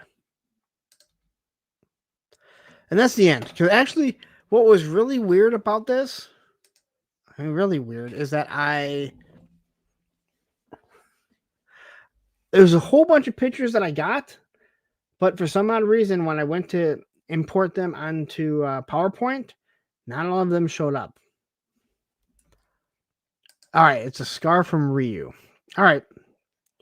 And Soul Brother number 1, not number 2, and not number 3, because there's only one, saying, what's good, Lawrence? Just sticking with the Jada ones over this way. Hey, I'm with you. I'm glad that they're in the same price point. I don't see how it helps Storm that they have a price point that is way higher for the same figure that's only like an inch taller. But then they have this. So, all right, I'm going to quickly take a quick little breather because I got to do something quickly. So here. Oh, hey guys, welcome to the 36-hour Punk with Toys for Tots streamathon. Yeah! So we all know Lawrence, sometimes he can be a little bit sassy. But for the next 36 hours, Lawrence, he's raising money for Toys for Tots. And so he's going to take all the money that this channel makes, so through your super chats and your super stickers or the memberships or all the monies, guys. And he's going to use that to go to Sergeant Reds and buy toys and donate them directly to Toys for Tots. But don't worry, you don't have to just watch Lawrence for 36 hours. He's bringing actually a lot of friends to come help. A lot of great content creators like Allison Troy, Punks on Film, Osterdom's Toys Clubhouse, hella dope toys, and just a whole bunch more, guys. And you can support just by sending a super chat or becoming a channel member, or even maybe just reaching out to Lawrence with a direct donation. There's also a note here from Lawrence. What does that say? It says, tell them I'm not just gonna buy G.I. Joe figures and gridiron stuff with the money. So we got 36 hours, guys. So let's go ahead and grab our favorite can of spicy barbecue Pringle chips and just sit back and enjoy all the amazing content.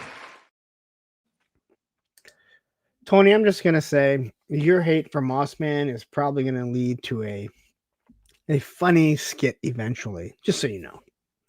Anyway, that coughing fit that I've been having is wreaking havoc on the sinuses. All right. So next we got a little bit of high end news. Now this may have actually come. I think this came out right after. I think maybe last Tuesday. And just some more Walking Dead stuff. The ones who live. Now I do think that some of these can be used for other things, considering we can't really see who they are. They're going to fit with G.I. Joe if you want. They can fit with Marvel Legends. Actually, I think this might be the 4-inch figures, so you can't use them with Marvel Legends, but you can use them with G.I. Joe and other figures like that. Maybe Fatred is into this type of stuff. As he mixes and matches all that stuff. But anyway, nice little offering. They're really nice design figures. I just completely lost watching The Walking Dead after the main show ended, and I've heard a couple of the spin-offs are actually supposed to be really good. But I do like the design of these. So if you make them at a reasonable price in 6-inch form, I think you're going to sell a good amount. But that's yet to be seen, and I'm very skeptical because I hear people that are talking about, I get people that are talking about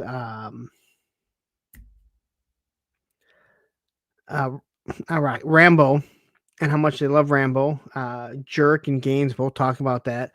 But then I watched the video with Shark Eyes and the Universal Soldier, and, well, not so much. So, but here you go. This is your Haya, The Ones Who Lived, Walking Dead. If you're interested, I do find their weapons pretty interesting. There's no doubt about that.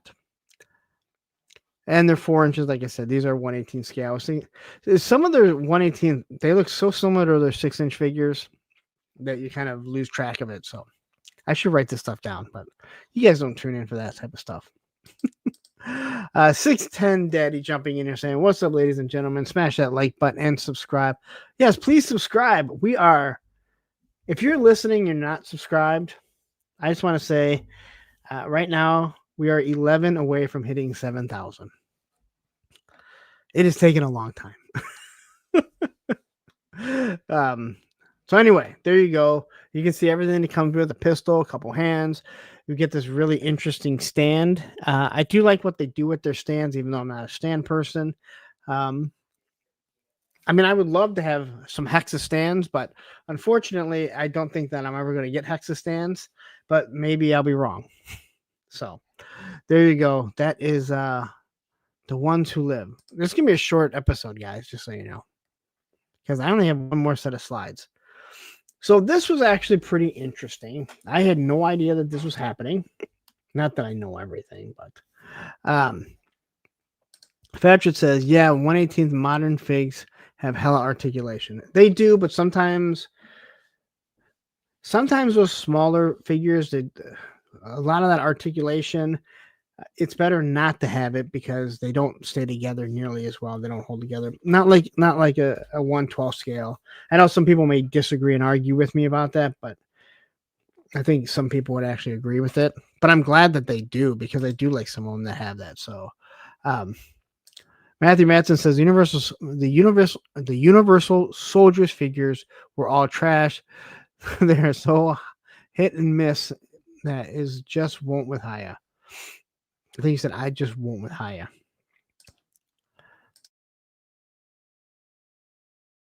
All right.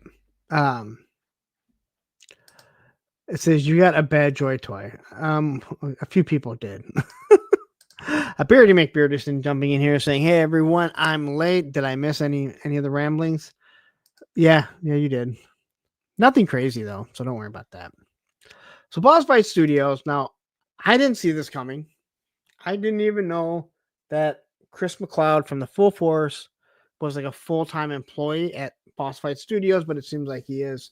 I know that his wife works there and that he did stuff for them. But they are dropping a new line, 5.5 5.5 inch action figures. And they're clearly dipping into the stuff that they're doing to capitalize off their 1/12th. And these are clearly meant to go with Masters of the Universe, anything like this, anything like that. And I got to say, I think they look pretty good. If you're a Motu guy, an Origins guy, I think you're going to like this. And they're not that expensive. They're $30. They are up on BBTS right now. So first off, we can take a look at, I believe this is Conan.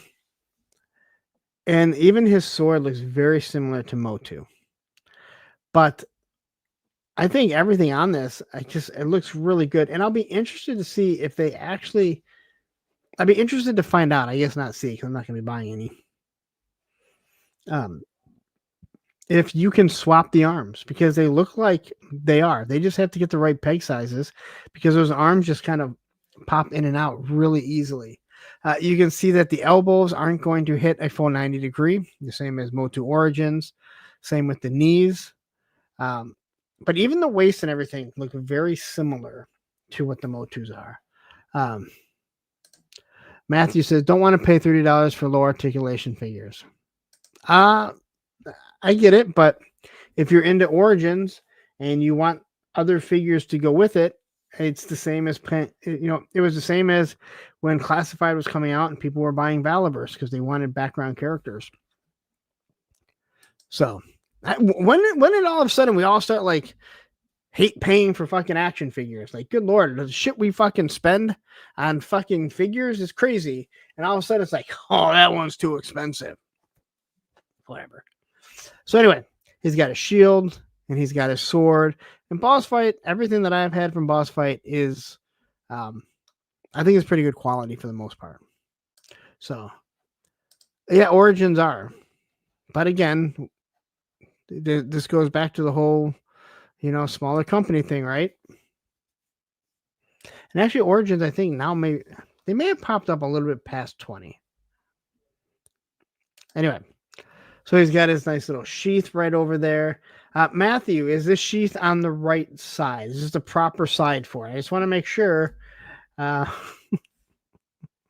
again, these aesthetics here are absolutely perfect for, again, and they're going to fit with any of the Motu that you're doing. If you have the original ones, you like the Squatty Potty.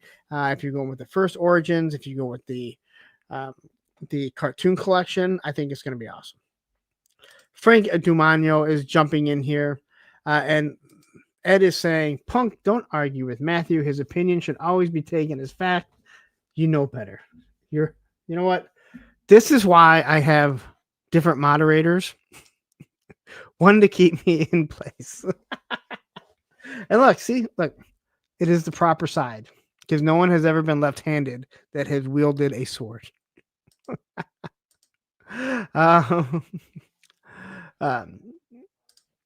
MCR says only Roman soldiers use it on the right. So they are wrong. So anyway, you can kind of see the articulation. And Matthew, I am with you. It is low articulation. For what you do get, I can see why someone wouldn't want to spend $30 on it. I guess we've gotten to the point where you're so immune to, some of us are so immune to what we're paying for these figures that we don't even think about it, right? It's just part of the hobby that we're doing. And you look at the Saurosauric Warriors, I think they were $30 and you got a lot more. So I can definitely see why maybe 25 would have seemed a little bit more reasonable. So then we get the Red Sonja. And I gotta say, I really like the Red Sonja. She looks really good. She looks like she probably stands better than most of the Origins females who don't stand the greatest. There's no doubt about it. She has the same weird knees. I don't understand why they decided to make these weird knees, but she does have the axe and her sword. I don't know if she's naked underneath it, but I think this actually looks pretty damn good. Darth Brookie says 20 to 25. I probably wouldn't even think about it. I think 25, but again, we also don't know what the tooling is, how many they're going to make. But Chris McLeod is part of this, and that was something like, I don't know if like, I don't understand like, and luckily I'll get to talk to him in a week or in 2 weeks. So perfect timing to find out that he's part of this, or maybe he's just part of Boss Fight Studios. I kind of watched it and read it as, he's actually part of this line, like he helped create it. I think maybe he pursued them. But I've also never known him to be a huge like Origins guy either. So, but if you want a Red Sonja who can go with She-Ra, I think this would actually be pretty cool. Maybe now He-Man, maybe he can actually get with somebody. Wait, did he get with Tila? I don't know. I can't figure that all out. All right. Baldy Lock says, all right. I do love them redheads. Then you should come to Michigan and go check out Sergeant Reds. I think you'll like it then. Ed says, I'm sure this license from Conan. I'm sure this license for Conan, and that has become more expensive recently. That'd be interesting. That would be an interesting thing to find out, Ed. I wonder about that. Why is Conan so popular now? Like, it seems kind of funny, right? Like everyone is doing a Conan. So anyway, I was just really interested in these. I thought they were pretty cool. I like the boss fight stuff. Do I think the Red Sonja is perfect? No, I would have rather had some of their. I think they could have done a better job of getting the stuff on it so it didn't move around when you're trying to pose it. But again, having a figure, posing it, and doing stuff with it is way different than trying to review it and things are moving completely around. I know like the common folk don't know that. They don't understand. They think you're just all fumbly, but yeah. All right. But if you're at Red Sonja, $30. So I have to say the skeletons are pretty damn interesting. Matthew, you're the skeleton aficionado here. What do you think about these skeletons? I thought it was really cool what Chris McLeod kind of pointed out through the rib cage. It's specifically made so you can stick the swords right through the rib cage. So you can do different things like that. But he has the helmet, his nice little shield, and his sword right there. All right. So I think the design is actually pretty good. You're not going to get great articulation, which, again, you can see exactly how far it is. I can look at my glowing skeletons, and I mean, they're very similar. Very similar. And I think these look really good. I like the wash on them. I like that bone color. I think they're doing a good job there. So, all in all, like, if you want something to go with Motu, like, you're going to have to pay a little bit more. But at least you're getting it from a company that makes quality stuff. So, and Trooper, TD3 Trooper. I hope I get to meet some of you at Joe Fest, so you guys can tell me the names and how to pronounce your actual names. All right. This is a budget Legions. Well, if they're in the background, they may work really good. All right. Who's your daddy saying that skeleton head has Pal Peralta vibes? It has the Perwellender vibes. You are absolutely correct. Holy shit, dude. Yeah, that looks very similar to the Perwellender. And from what I understand, Boss Fight has been known to copy a lot of stuff, but I think so many other companies do it. So here he is. I think the head sculpt looks really good. Odin01 jumping in saying, I'm wondering if these skeletons might even scale with 1/12 fantasy figures. as like dwarfs or halfling skeletons. I think they would have to, because they're built on a 5.5 inch buck, so there's no reason why they wouldn't. Fatred, dude, yeah, Army of Darkness. Or you can also use them, force perspective. So, but I think the skeleton is the one that's probably going to be purchased more than all of them. But I think they all look really good. Okay, I'm just not into that scale. I'm not into Motu, or I would definitely pick them up. That was the whole purpose of getting the Saurozoic Warriors. But then I quickly kind of got out of that. I really did like those, but sometimes you kind of get away from stuff and you're just like, shit. Anyway, but that's really it, man. That is everything. That's all the toy news. Look at that. Ed, you happy? We're only 2 hours in. We haven't even hit the 11 o'clock hour, and I'm out of toy news. And I spent a lot of time going over the stuff that I've reviewed. There's no way the show is going 3 hours today. And I'd be okay with it. I guess from time to time, I need a break too. But before we get into everything, I have to play the promo, which I wish I could get a new promo from my moderators. I also need a promo if Baldy Fox is still listening. We need to do a promo for our show. I need commercials because basically I need breathers. All right. So anyway, if I can find it, where the hell is it at?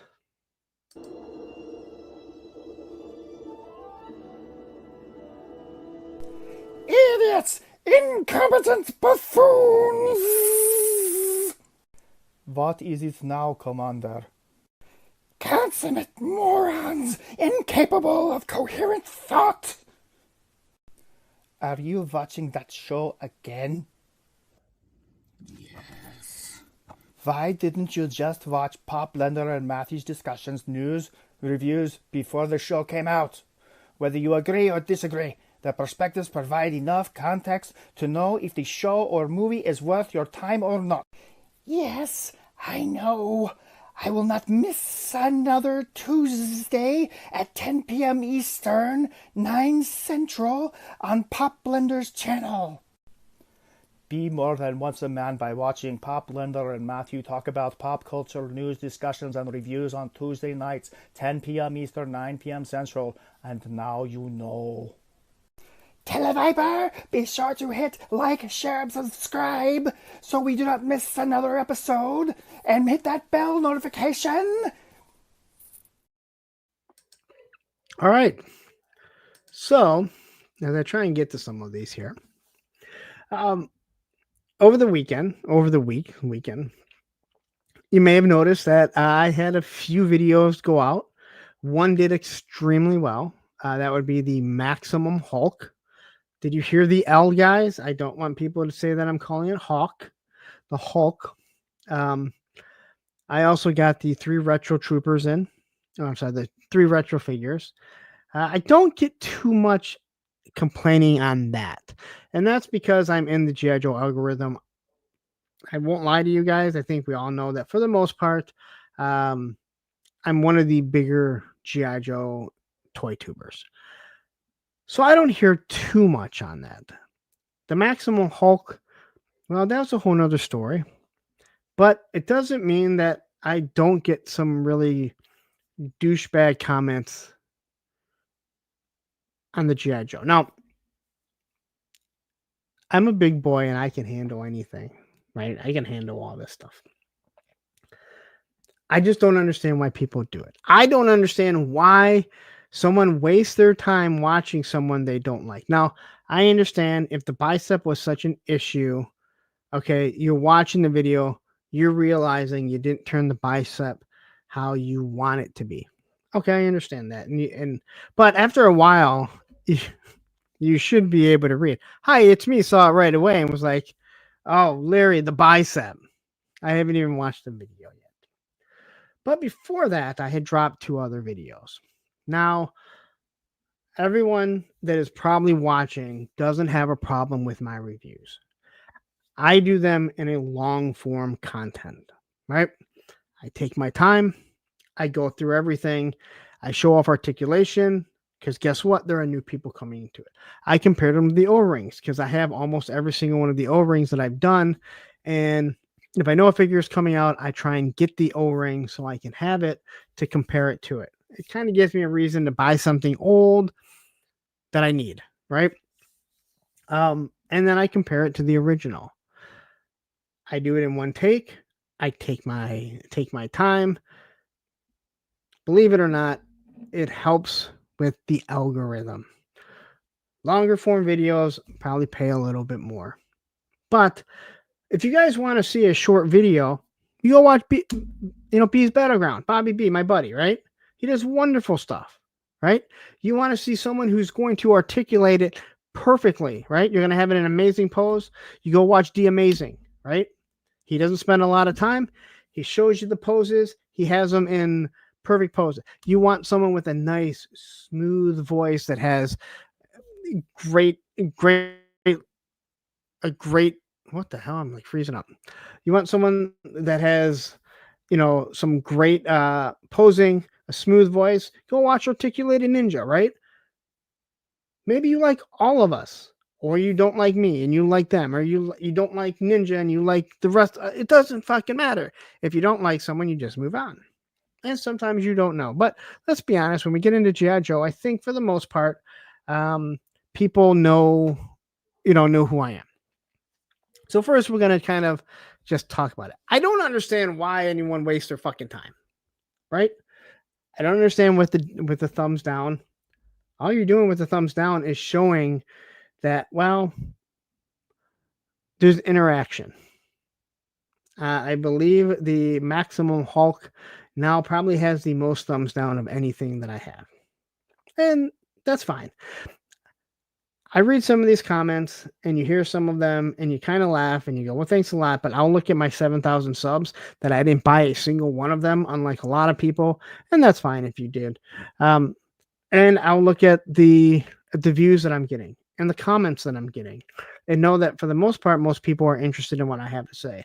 And also, even though I'm taking my time, a lot of people are tuning in just because they like my personality. That's fucked up. But hey, you know what? There's a lot of fucked up people out there. Fatrid says, Larry is kind of a big deal. Nearly 7K Larry. I remember when he was just 4K Larry.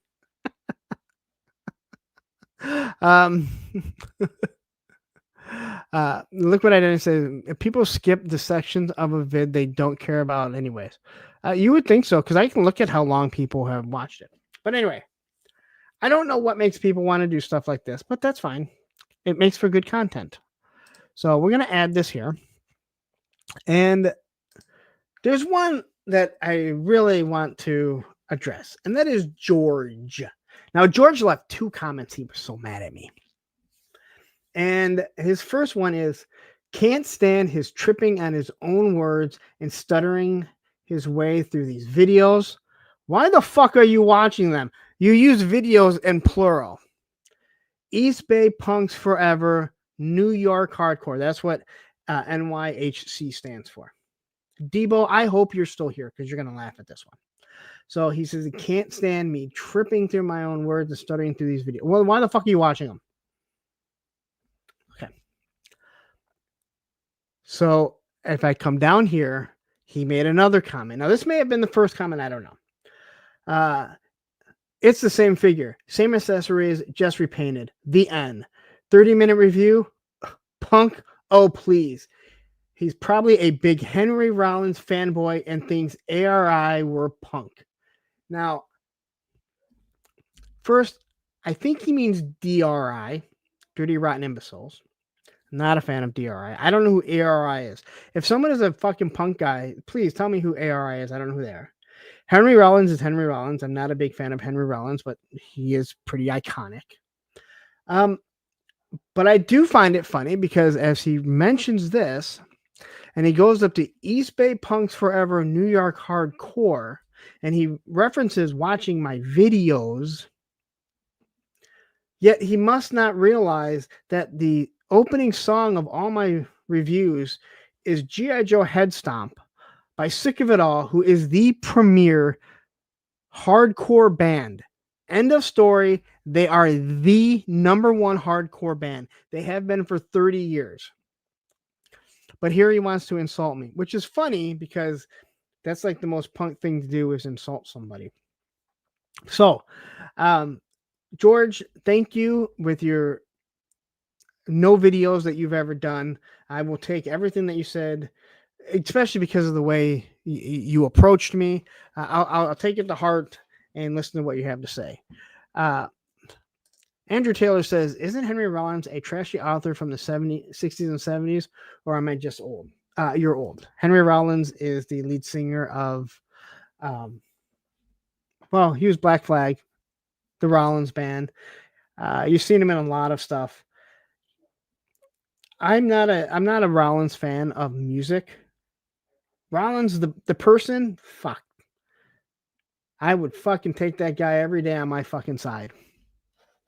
That's all that I'll have to say about that.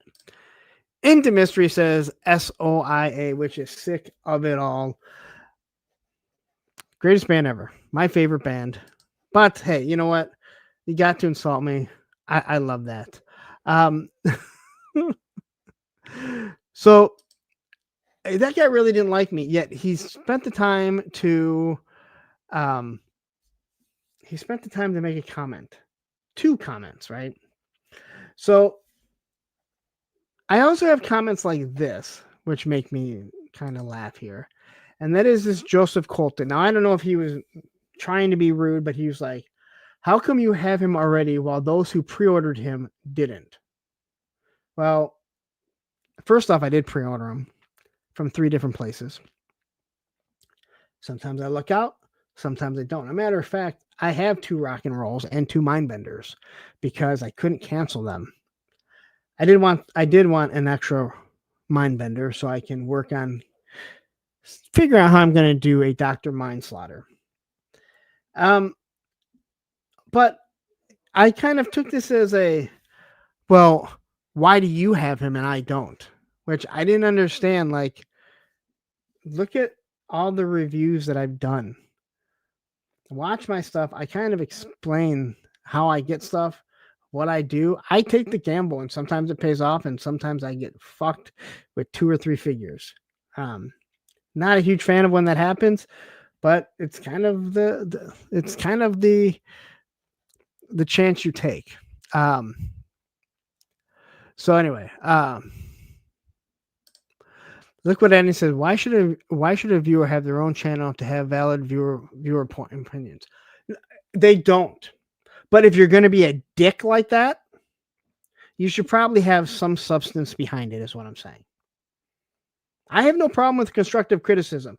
If you can see any constructive criticism in that, and not someone just being a total dick, douchebag, then please let me know.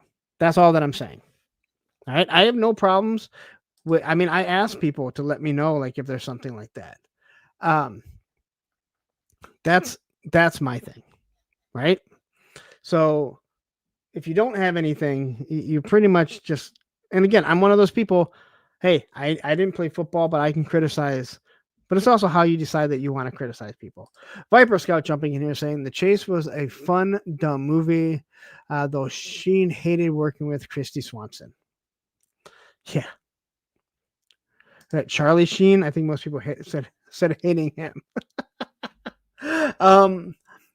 There was another one, I think, that was... Oh, wait a minute. Hold on. It is on... Let me go back here. Riveting video here, but got to get back to the Dr. Mindbender one. Now, once again, I'm pretty honest about how things are done for me, right? And did everything freeze up here? Okay. I create content. I'm able to make back pretty much. I'm able to pay for my habit. All right. my habit. I can't believe I'm calling it a habit, but it is a habit, right? Doing longer form content, it works for me, but it also does help in the algorithm and everything like that, which I have mentioned before. So there's a reason why I'm going to go through everything again. But there's also people that didn't have the original Mindbender. Can we all agree with that? I mean, that was one of the biggest points of contention, that people have an issue with it. So this guy here, X Grimax Buddha, this review could have even been 5 minutes. I think is what I meant. This review could have even 5 minutes. Long the silver is brighter, a few added bits of silver and Cobra logo. The most shocking bit of info was that the O-ring version gun is almost the same size as the classified. So I did reply, and there will be plenty of guys that do 5-minute reviews of this figure, but I have a style and format that many haven't seem to enjoy. Thank you for your time, though. Again, you're not going to hurt my feelings, but you will create some wonderful content for me. Now, I really need to go back and do some mean comments, because there are a lot of mean comments, and it really does work. These are things also. So Jimmy Jongo, this is not a bad one, but I believe Menhoza also said it. He says, "Punk bro, you have decisions to make. Do you want to look like classified Leatherneck or buy a monocle and look like a Dr. Mindbender?" He also left out Sergeant Slaughter. I see the Sergeant Slaughter more than anything. Just because. Now, I haven't decided if I'm going to shave the goatee before I go to Joe Fest, because I'm really enjoying all of this, and it does take me a while to grow it back out to this. Darth Burke says, "I'm still waiting for Pauls to send me dial tone." You might be waiting for a long time. Yes, kill him with kindness. Liquid Identity says, "Mean comments are a waste of time. Just thumb down the video. It's probably more annoying." I'm not sure what you mean by the mean comments are a waste of my time to address. Again, I need to make content. And people are making content for me. No, the whole thing, when you thumbs down a video, that I don't understand either. I just move on. And I know many people have talked about it. It's still giving you the whole,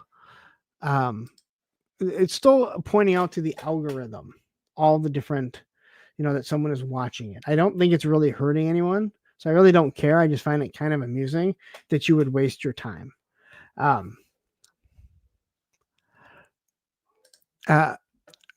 Johnny Reno says, "Lawrence, you consider giving some of these douchebags the pin of shame treatment I've seen other channels do."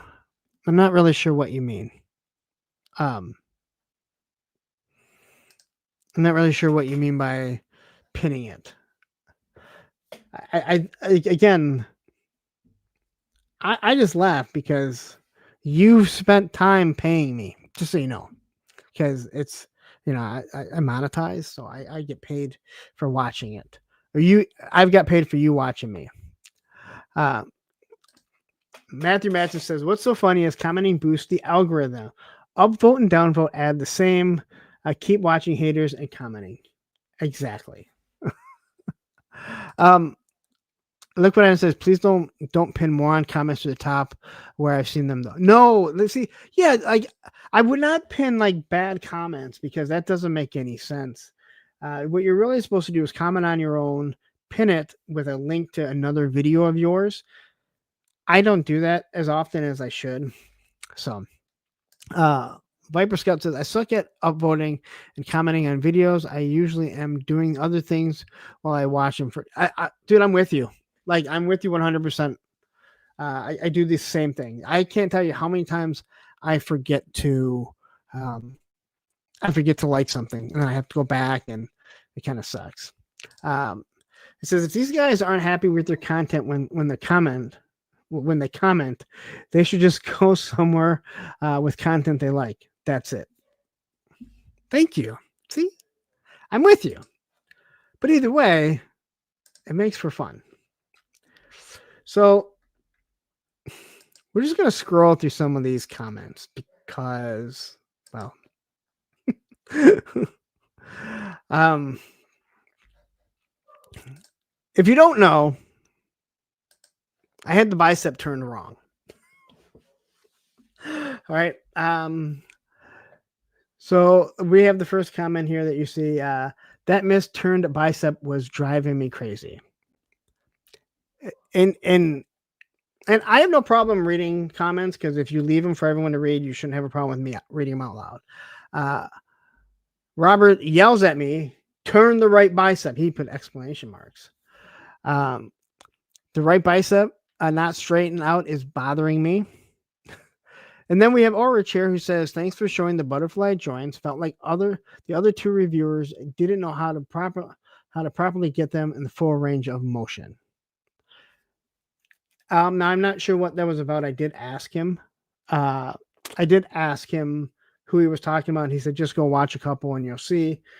The butterfly joints are really easy to show off.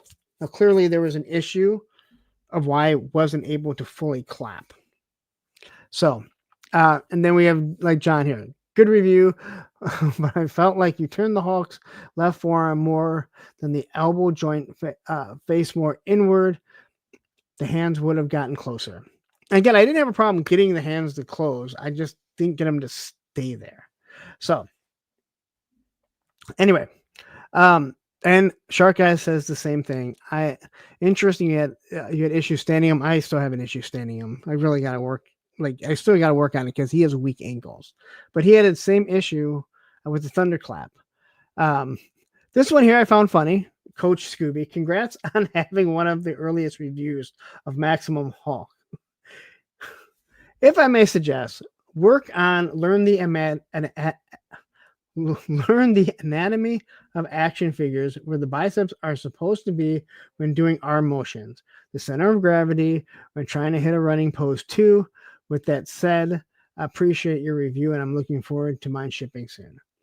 This wasn't like a negative one per se, but it was one of those like, I understand that I'm not known for Marvel Legends, but you should be able to see you notice the sub count and maybe click and go, okay, this guy's done a lot of reviews on a lot of action figures, mostly G.I. Joe. Not mostly, but majority G.I. Joe. So I just found it kind of odd again, I do understand. And everything is different when you're reviewing, especially how I do. I don't go back and I don't, recut it like a lot of other people do. So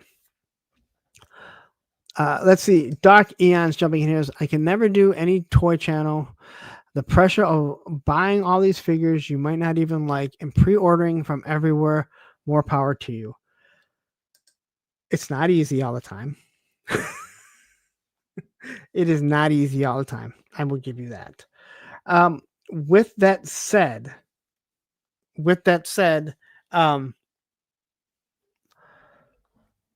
you learn how to do it. And what I mean by that is like, if you get something from Amazon, or if Amazon is like, you got it from Amazon first, but it also ships from BBTS, you can return it to Amazon. No harm, no foul, because you're not opening it up or anything. And when you are monetized, that's the big key. When you're monetized, you're usually able to make up for that. So that does help things out a lot right there. So I got to find the other one. Hi, it's me. Where are you? Like you're almost always here. I wonder if I can find that one. But we even have like this Robert Falcone, who I think we talked about earlier. He said even in the Hasbro Pulse live stream when Maximum Hulk was announced, Dwight from the Legends team wasn't able to get the effect between Hulk's clapping hands, and he avoided doing the thunderclap as well. And I did remember that too. Like he totally did. And then this Lenny guy here, he says, "You're doing a great job of trying to convince yourself that you didn't waste your money. Surprised it's a piece of reused junk."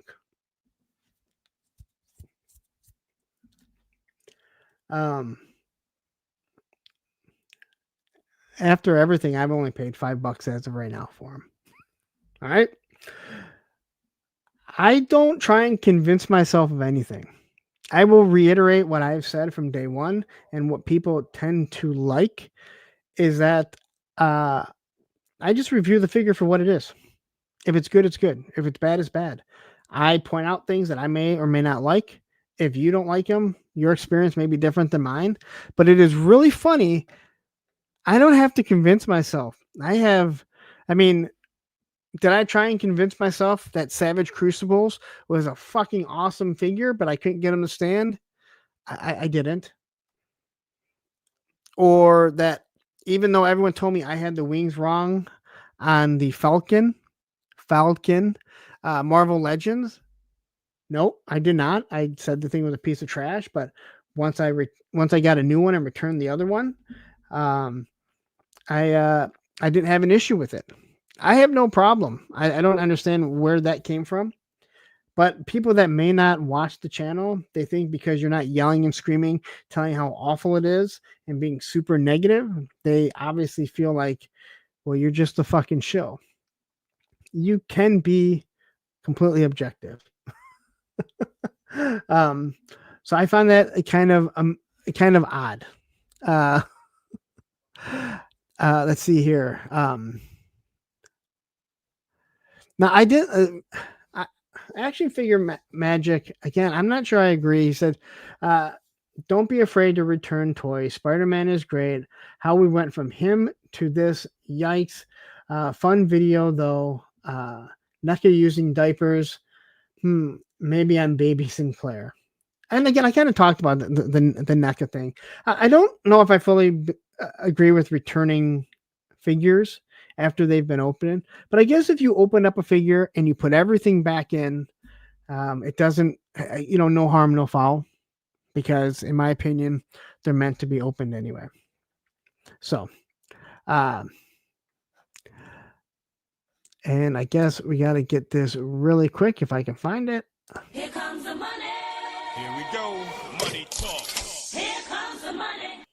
Pop Blender with the $10 super chat saying, "I look at it like this. Not everyone will agree. If someone feels compelled to leave a comment, so be it. Hell, I had somebody make a video about me. C.S. Levy. Let it roll off the back." Oh, it doesn't bother me. It's called creating content. I mean, believe me, I'm not losing any sleep. I think you guys should know that by now. Here comes the money. Here we go. Money talk. Here comes the money. And Shark Guys with the $5 super chat saying, "Just want to shout out to all the toy content creators who can take the L and don't buy subs." No reason to for this one. And you have 18,000 views on your Maximum Hulk. So good for you. So here's a good one. Here's a good one from Omar. "It must be a lot of trouble to line up the bicep. Other than that, this does seem like a big and articulated Hulk figure." And I replied with a, now again, I really didn't think that this was really going to cause such a problem. Like, never in my wildest dreams did I think that the bicep would generate probably 25% of the comments. Because no matter what, I showed you guys early on, no matter where the bicep is, it shouldn't matter. It is all in the butterfly joint. So no matter how you put it, it really shouldn't matter. But either way, it did, and it made me laugh. So I'm trying to find I gotta find this one with "Hi, it's me" because you guys will absolutely love it. I have ex-corporate Crim saying it's so odd to see how inefficient toy collectors are with actually moving their figures. This review is far superior to the other ones, but it boggles my mind to see how little understanding of basic toy anatomy people seem to possess. He says a lot more. So exactly, he wasn't. I guess he wasn't attacking me. Maybe he was attacking Shark Eyes here. But there's one. If I can, I should have highlighted this one. Or I should have saved it. Just gotta look for one that has a whole bunch of comments. And a lot of people tend to think, I know this is gonna go on sale when Hasbro sends you a figure without notifications, without notifying you, so you can't cancel the pre-order. There is 99% chance it will be able to grab it in the month for 20% off. Now I don't think Hasbro does that, but I could be completely wrong. I know sometimes you don't get the email, but I don't think they do it on purpose. I don't think there's anything that they do that's so egregious like that. I know that's me making excuses for Hasbro. I got a lot of comments. Well, I don't know, but they were just talking about how inefficient people are, but then said mine was one of the good ones. So I didn't watch any of the other ones other than yours. So SCS Talk says basic toy anatomy. Show me on the hawk where the reviewer hurt you. It was in the bicep. I hurt everyone in the bicep. Like,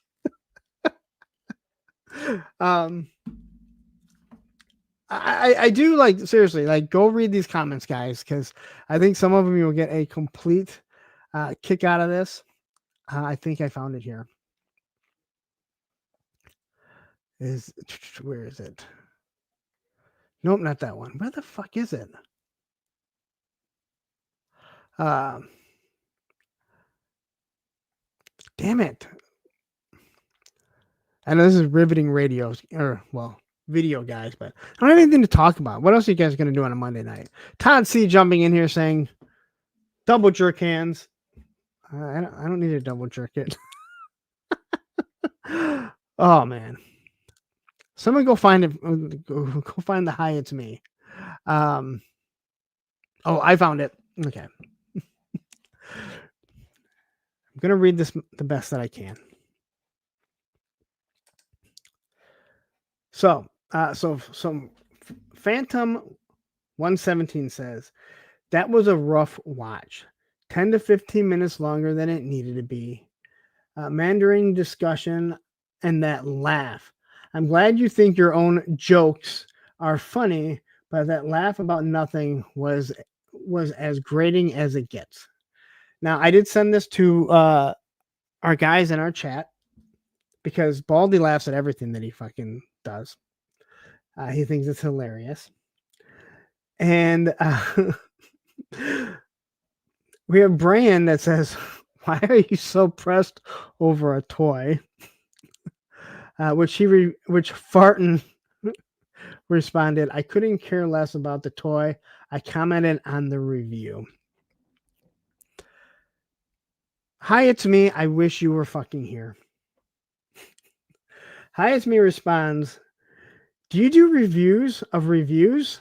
I'm new to reviewing, and I'm hoping to get a few pointers from some folks with more experience than I. I only wish to view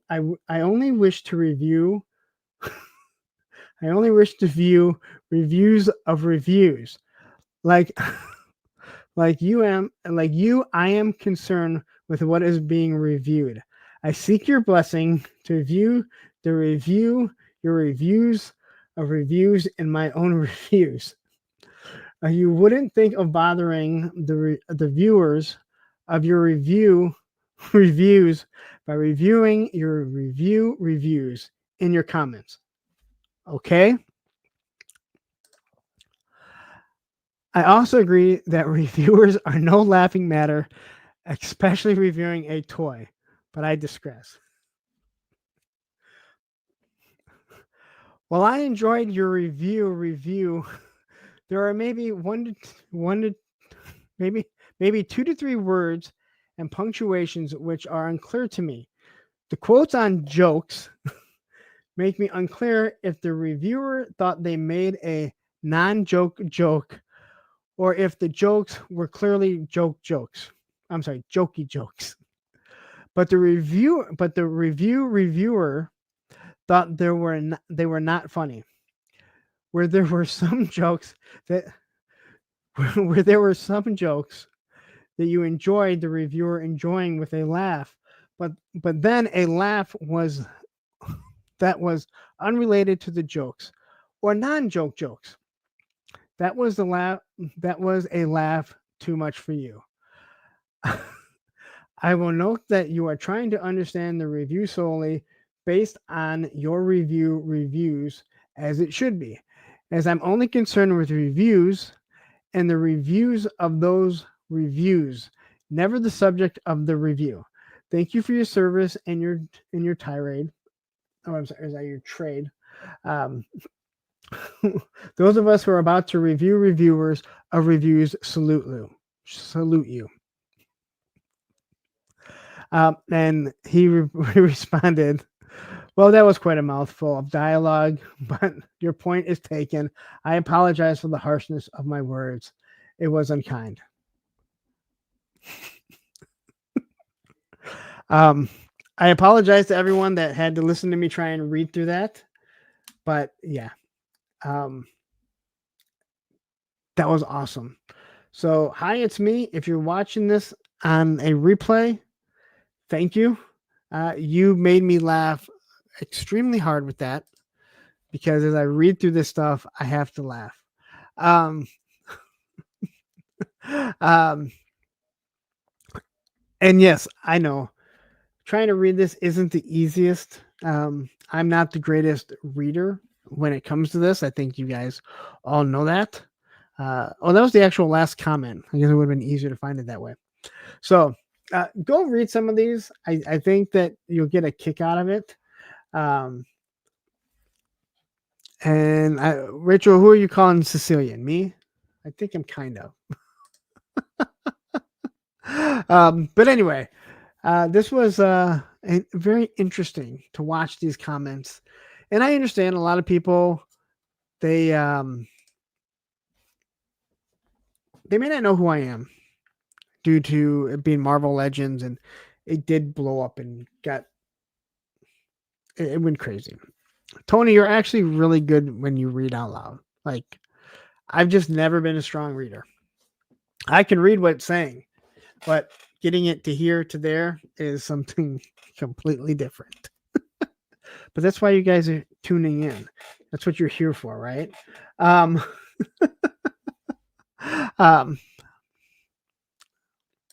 only seen The Princess Bride a couple of times. I do watch movies. I just don't watch all the movies you think are good. So the point of today's topic was, why do you waste your time leaving a nasty comment to someone you clearly don't know? I just feel like in my life, I have too much stuff going on to concern myself to comment on somebody else, to go out of my way and drop a thought. Now, I appreciate someone like Hi, It's Me saying, oh God, I have this, because that's truly one of those things where he was reading that and he went, this guy's not watching the review. He's watching the and has a problem with the reviewer. And I'll say this, Farton, literally what your name is Farton. It doesn't even bother me if you don't like me, my review. And I don't care, like, if you leave constructive criticism. I mean, I understand. I actually for, um, ask for things that I may have messed up. Could you enlighten me on this or whatever? I have no problem with that. I'm probably one of the few guys that still will reach out to people and say, "Hey, what'd you like about the show? What do you think I could do better?" I've reached out to people and I've had people literally just say, "Hey, I'm a channel member, man. Just keep doing what you're doing." But that's not what I'm trying to get. There are a lot of YouTubers out there that they surround themselves with yes men. I'm not that person. I want the criticism because I want to know what I can do better.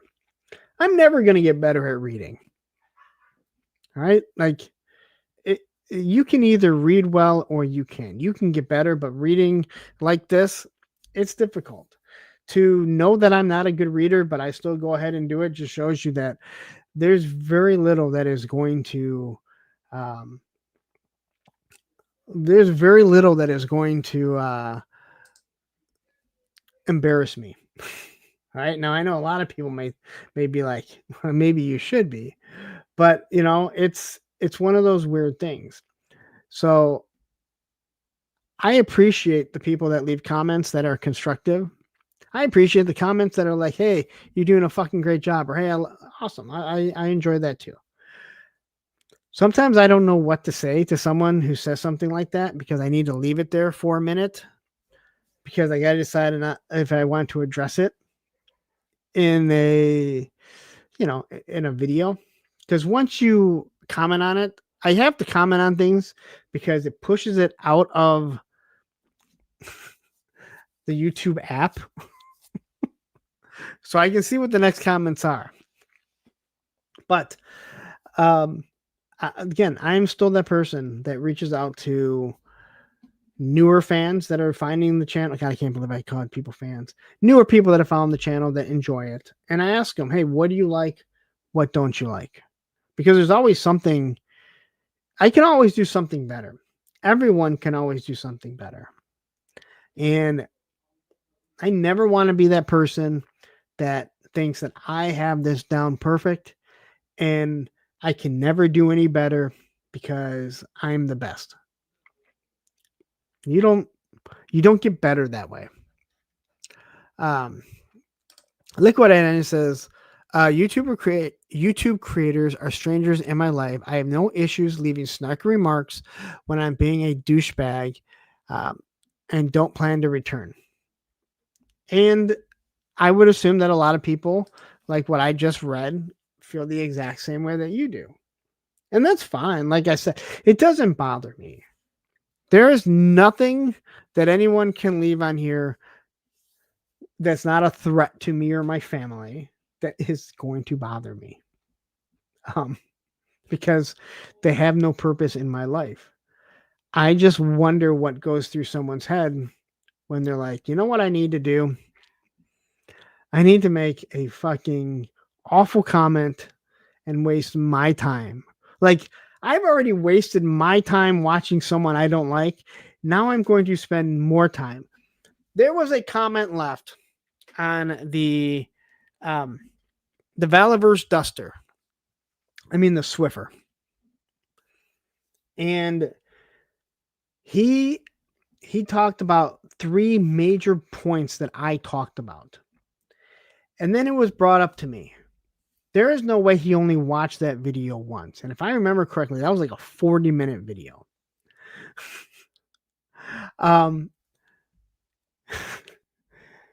He addressed it, and someone said, "Dude, he had to have watched that like 3 or 4 times." I think it was actually B's Battleground. I think it was Bobby. He's like, "Dude, that guy must have watched that about 3 or 4 times because there is no way with all those points he only watched it once." And I went, "That is such a good point."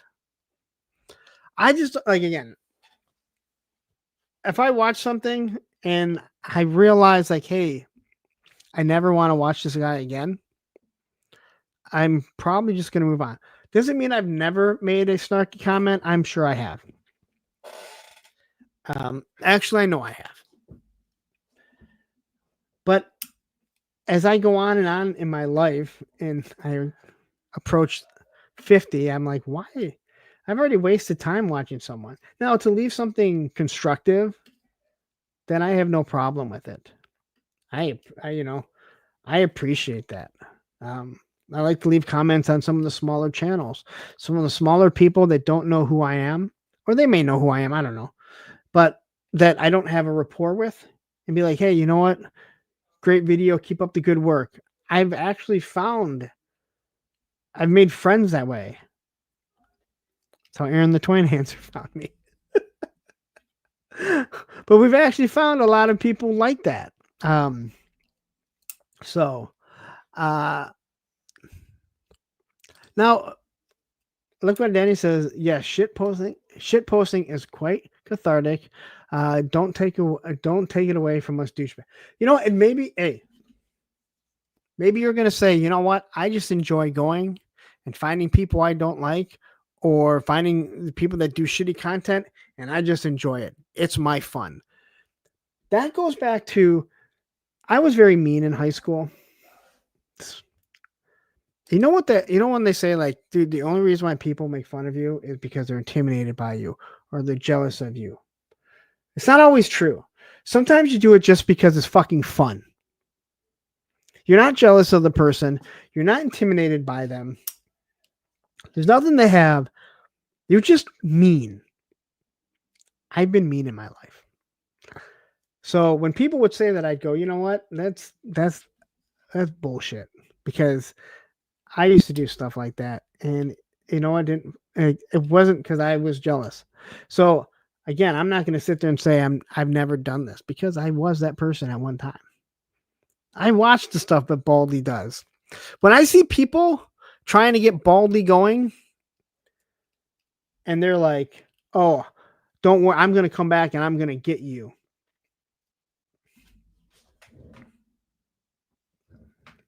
I laugh, because I'm like, that motherfucker had you from the moment he fucking started typing, because that motherfucker doesn't give a shit. I hate to break the news to everyone, but if Baldy starts fucking with you, he doesn't care. All right? He is laughing and giggling like a fucking schoolgirl as he's typing that shit up. I hope he's listening right now. I got to address this. Clint Jorgensen has said, so has Super 7 backed out of Joe Fest? Have we got that yet? I don't think so. They haven't said anything. I quickly saw it. I thought you were saying they have backed out. I don't think they are. I don't think they are. Look what it says. Middle-aged men who collect nothing but female anime figures scare me, but not in a threatening way.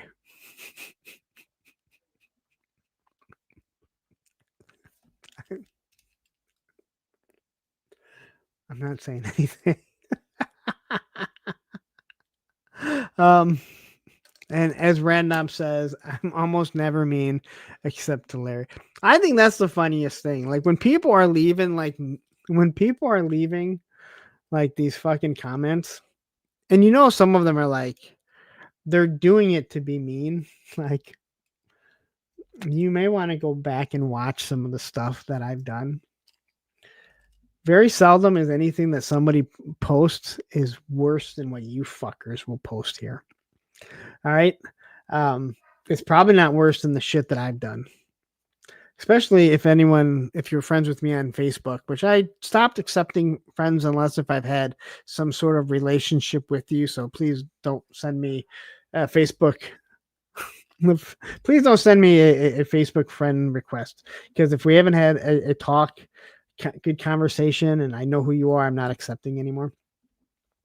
But if you are friends, you'll see that I used to do a lot of rip when people would die, and it's a little insensitive. Yeah, Random is always mean to me. And so is my buddy's Customs. So I just laugh at it, but it's just interesting. I just kind of wonder what some people are thinking at the time.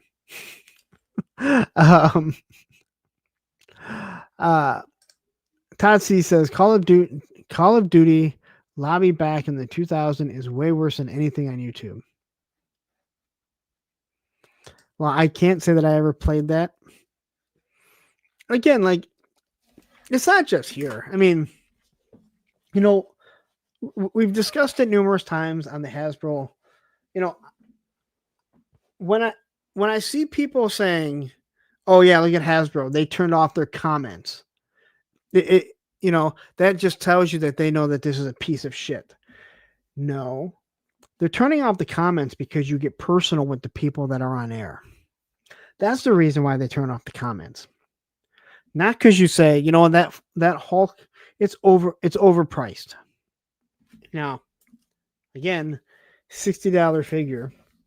That Odin was also $60, and this guy is much bigger than Odin, heavier, more plastic, and probably a few more accessories.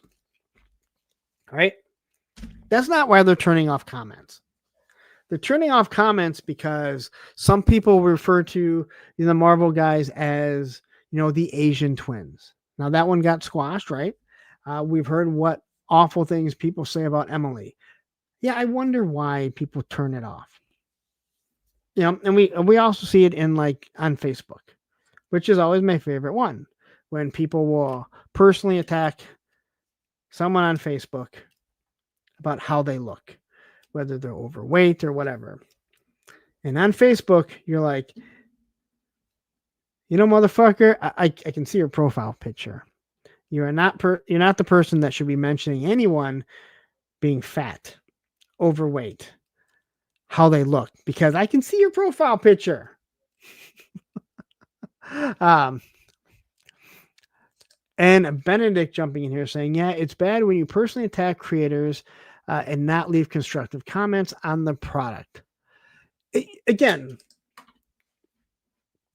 there are people that just don't like. I guess, and a lot of it may have to do with because I'm on here. So if I go on to channels that I don't like, I go on to videos of people that I don't like, all that I'm doing is causing drama. So maybe I'm looking at it from that point of view. Like if I go on channels of people that I don't like and I'm leaving fucking awful comments, like some of them do, they do it in they do it, behind closed doors, in secret Facebook groups that you're not supposed to have because you're not a member or whatever. And it always gets out. But if you're doing something like that, then all you're doing is you're trying to start drama, right? That's what they want. They know it drives everything. So I just don't see the purpose in it. I don't see the purpose in going and watching anyone that I don't like. Hell, I don't watch half the people that I fucking do like. No offense, guys. Benedict says it's hard to follow the drama. It's actually really easy to follow it. Ed says they turn off the comments because they don't want anyone to know they have the same reading level as Punk. I read that one pretty good. But yeah, they're it's just something I don't understand. But again, maybe I'm coming from a different aspect, that I'm here and I can talk to people personally about people that I don't like. But I also don't see things of creators that I don't like because I don't watch them. They are sent to me. And they're sent to me by a lot of different people. People will be like, hey, did you hear what Bobby Vallis said? And I go, no, because I don't watch his channel. Hey, it's Chad did you see it? No, because I don't watch It's Chad. Hey, Laser Pan, I don't watch Laser. Like, what the fuck? Like, what don't you understand about that? If you want me to see something, say, hey, I know you don't watch this. Here it is. I don't, again, I hardly have the time to watch the people that I've made that I call friends, let alone going to watch people that I don't like. You know what I don't do? I don't hate watch, because in my free time in the past couple days, you know what I've done? I've turned on Disney Plus and I've been watching Justified again because I like Justified and I find it entertaining. So I'm not hate watching anything because, oh, what a waste of time. Benedict saying Valivor's figs break so easily. I don't agree with that. And I don't collect them anymore, so I don't know what the new ones are like. Their first wave of figures, they had issues. Second wave got better. Special deployment, I will once again say it, Matthew. Matthew, I think, agrees that special deployment series was maybe as close to a perfect set of figures that you could make. But we have, at least from what I've seen, it seems like there are some quality issues, but I can't really speak on it because I don't collect them anymore. But I can go back to what I had been seeing happening, where they started off with some issues, but not enough issues that I wasn't going to keep purchasing them. That is the whole reason why I walked away. Clint Jorgensen says Justified was the best Timberlake album. Now, I'm a punk with toys, so I'm not buying Timberland. I will say this: Justin Timberland, though, he has made some he's been in some pretty good movies and stuff. He is a fine actor, and I think at times he makes me laugh. And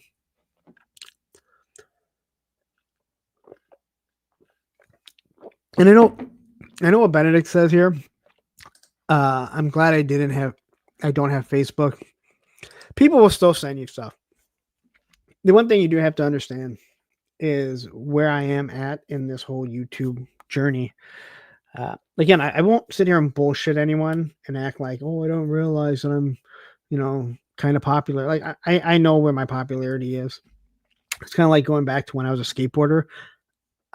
I was realistic with myself. I knew how good I was and what I could and couldn't do. And I didn't really, blow smoke up anyone's ass. I didn't try and act like, oh yeah, I know I'm not really. I fucking was pretty damn good. When people would ask how good I was at skateboarding, I tell them, I would be at the bottom of the good guys. So I understand where I am in this.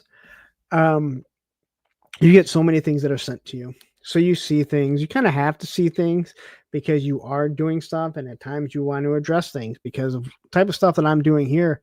You have to address things, but I don't lie to you guys. I actively try and grow my channel.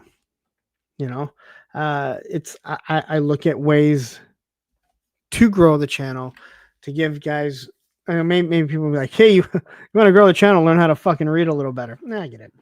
I know SCS dog. I'm not going through it. I know. Now you guys just got me on a fucking rant talking. But like this here, this what I'm doing, this is what Legend series does. I've talked about him before. I always feel like I have to constantly be going 100 miles an hour, entertaining everyone. You watch the Legend series and he's just having a good time, chatting, reading the room, and it's kind of what I'm doing right now. But now I totally lost my train of thought. Thanks a lot, SCS dog. Clint Jorgensen says, so you would be Hawkeye if you were an Avenger. That's probably about accurate. Honestly, that is about accurate. I would be like, yeah. Oh, you're good, but you're going to be down here, right? So you stay down there, shoot some people with the arrows, make sure to bring enough. So yeah, Clint, a Legend series, if he did that, he would have to worry about becoming like Macho Man, and that would be the only voice he ever has ever again.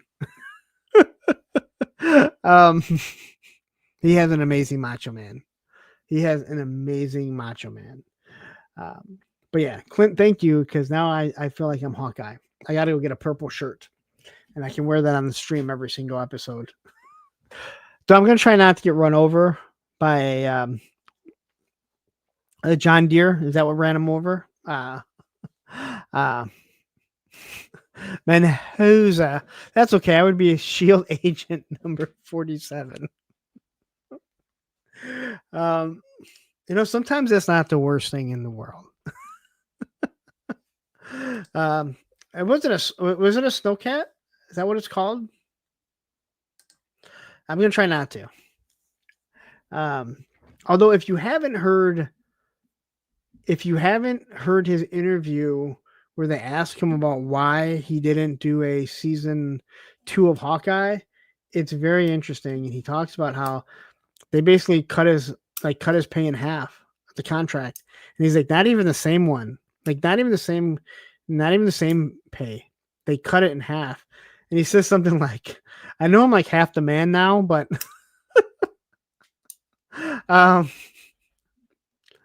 Hawkeye's real name is Clint, so you're in good company. But anyway, yeah, I just, again, doing this how I am now, I kind of got to keep up to what's going on, even if, let's just say that I have some good people around me that let me know everything that's going on in this community. It was kind of weird because I was talking to somebody today, and I mean, I love drama. I just don't like being involved in drama. Unfortunately, I know with my attitude and how I am that sometimes I might bring it upon us. But the circle that the toy sphere that we're in here, there's a lot of drama. Yet I feel like some of us would fit better in with like Geek Dad Life and Toy Anxiety, where they tend to have less drama going on, at least from what I've seen when I used to like watch them religiously and everything. They seem to have less going on. And I feel like most of us would fit in better over there, but they don't really cover the same stuff that we're into, which is kind of odd. Yes, drama. See, I said that right. The Punk is Big Brother. I'm just not big. But it's really one of those things. Yeah. What do they say about me? And Matthew says, Stanley, you don't want to know. It's not my place to say what other people say about other people. Just for me to know and for you guys to wonder. The same way that, it's not for people to tell me what other people say about me, right? Like I really don't expect someone to be like, hey, do you know what so-and-so was saying about you? Especially in like private conversations. I always find it hilarious when people post the private fucking conversations. Like there's a reason why it's a private conversation.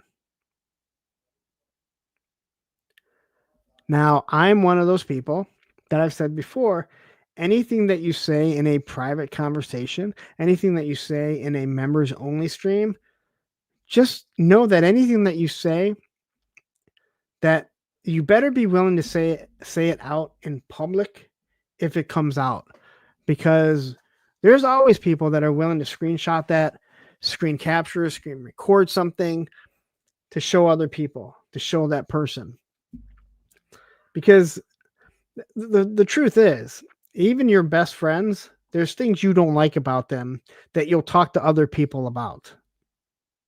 So, Benedict coming in with a real question. How long do you think Classified will go for? I'm thinking another 5 years before a rebrand.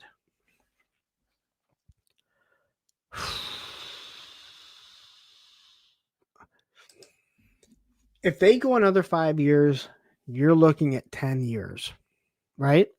I think that's 10 years. That is a hell of a run. But if you are creating new characters, and at the rate that they're creating them, they're not going to get through every character that's already been created. let alone if they start to create new characters. And I hope they do, through the different comics. Again, if they go another 10 years, another 5 years, that's 10 years. That is a hell of a run. I think they said most toy lines last, 2 years? Something like that. So I think if they get another 5 years, they say that they're producing figures, I think 2 to 3 years out. But I don't see why, if it continues like this, there's no reason why they can't go another 5 years. There's no reason to rebrand. Matthew says 10 years is a long time, but Marvel Legends, oh wait, that's split between two companies. The only thing is Hasbro doesn't ever need to split it, right? And Matthew says the original Joe run was 12, 82 to 94. But they're not just redoing the original run. Even if they were doing the original run, they're not producing nearly as many figures per year as the original O-rings. So I'm good for another 20. But if they went away, I can find other things to spend my money on.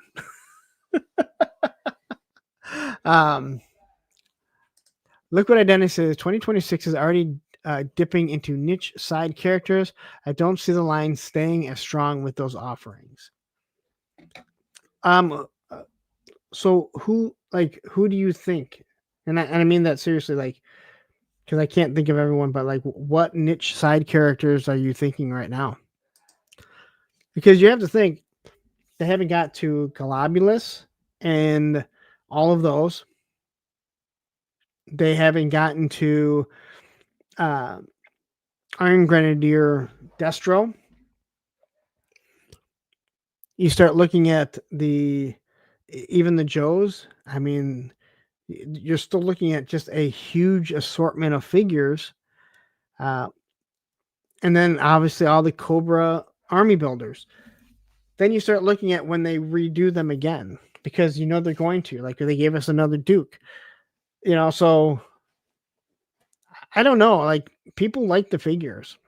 So yeah, it is interesting. There's no doubt about it.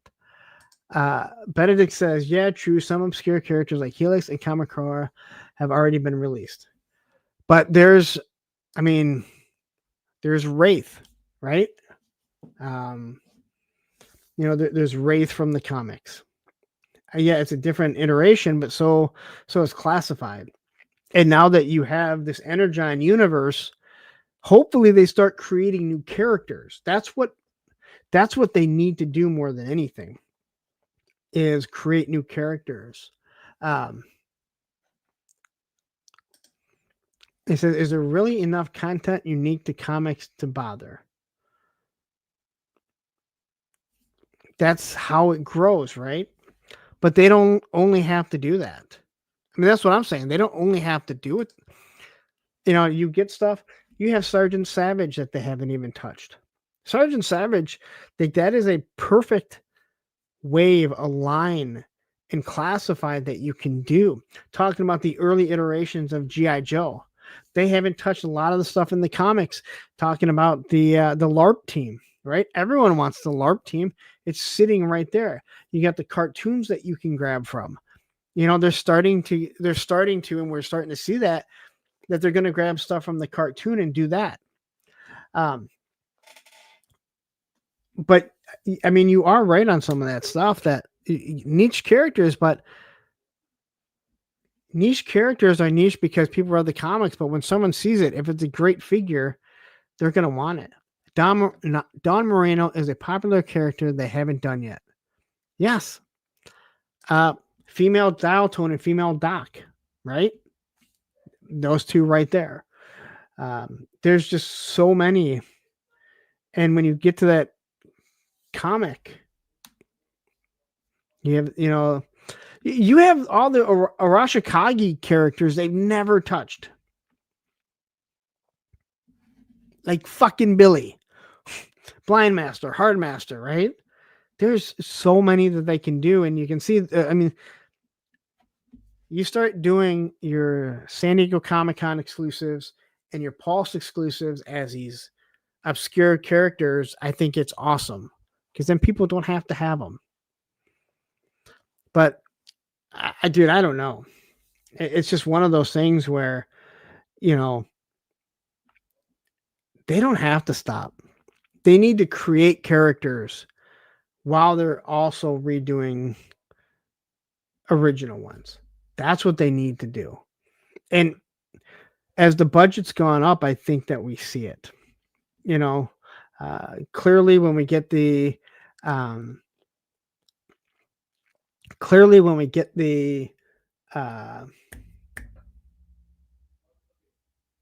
so I lost my train of thought. Yeah,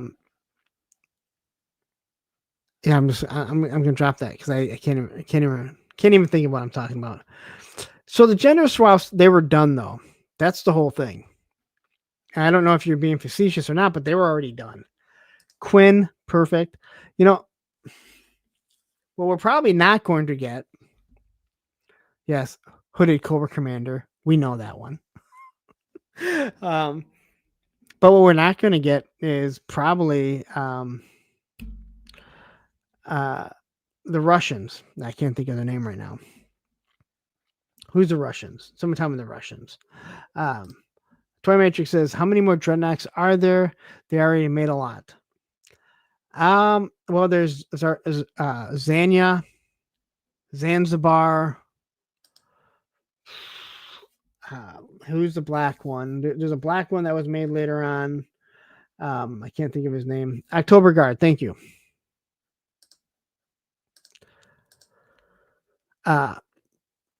So yeah, Dr. Venom right there. And I know I saw, mainframe, Lifeline, Airtight. And then you have the color swaps of them that they did later on.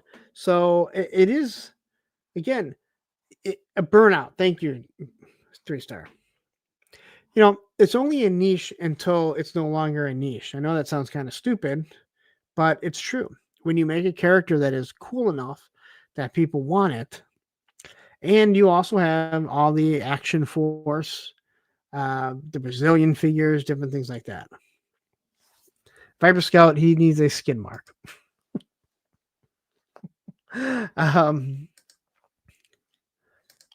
Okay, well, I'm sorry, Matthew. I missed it. All right. But yeah, there's still a lot of characters that haven't been done. We don't have Flash, Zap, Short Fuse. We are getting Colonel Hawk. Hawk. I almost said Hulk because yeah, Claymore, General, Flag. We don't have Admiral Keelhaul. I mean, we're clearly not getting a USS Flag, so I don't want to hear that.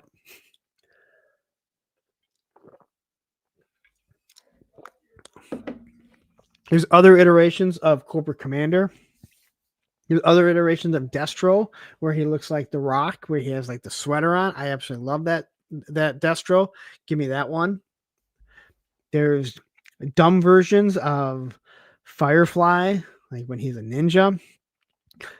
There's Ninja Scarlet. That's coming. Ninja Zartan. That's coming. There's 100. There's so many. Benedict, we still need more. Yeah.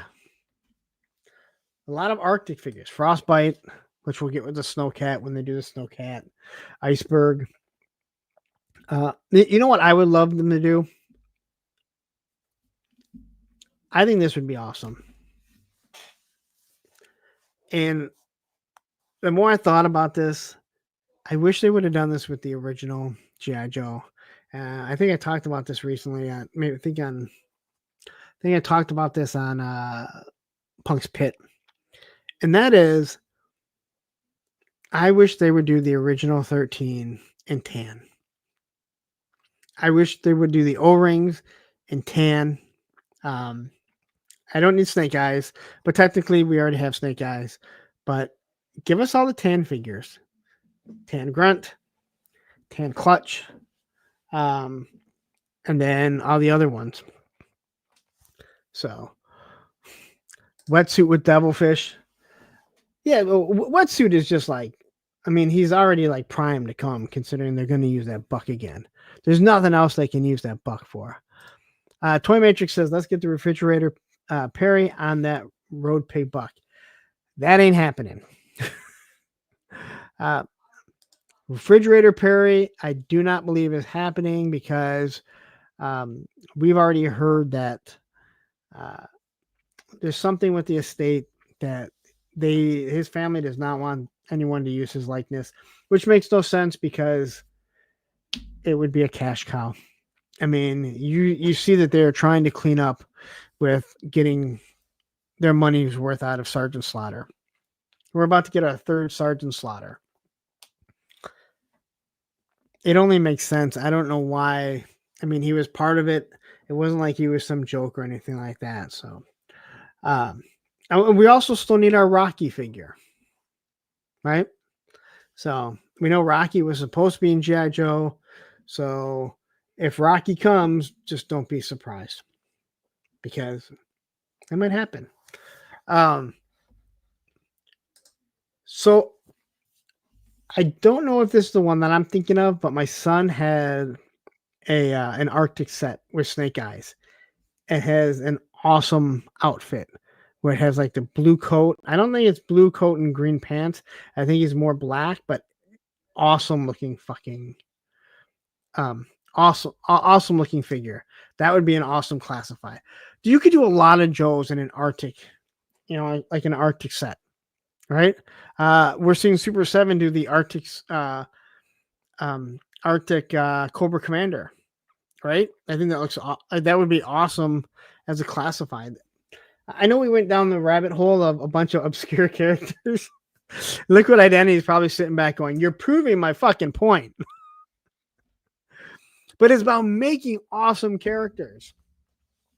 And again, there's no reason to kill it because just like Marvel, like, hey, you know what? Let's bring out a retooled, better version of Wolverine, and people buy it. J Dog says, I like watching you because you are so cringe. It's funny. You are very pretentious and try to act like you are for the community, but in reality, you are for yourself and what the community can provide. Well, thank you very much. I appreciate that.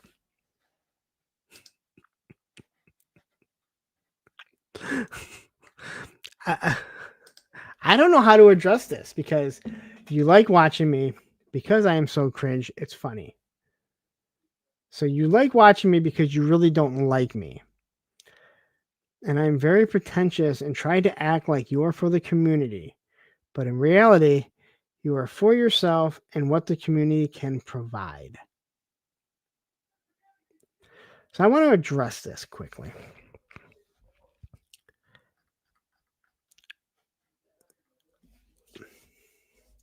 When I help other people out, it helps me out also. It's a catch-22. I don't really need to defend myself. I think other people will that know me in person. And if that's the opinion that you get, then that's perfectly fine. But I've said before, I have no skeletons in my closet. I don't try and act like someone that I'm not.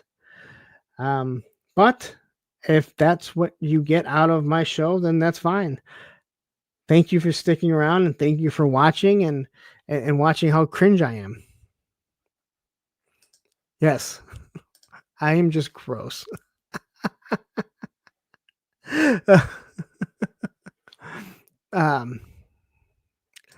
And look what Identity says. Can't argue that it's a bit of a YouTube promotion echo chamber in here.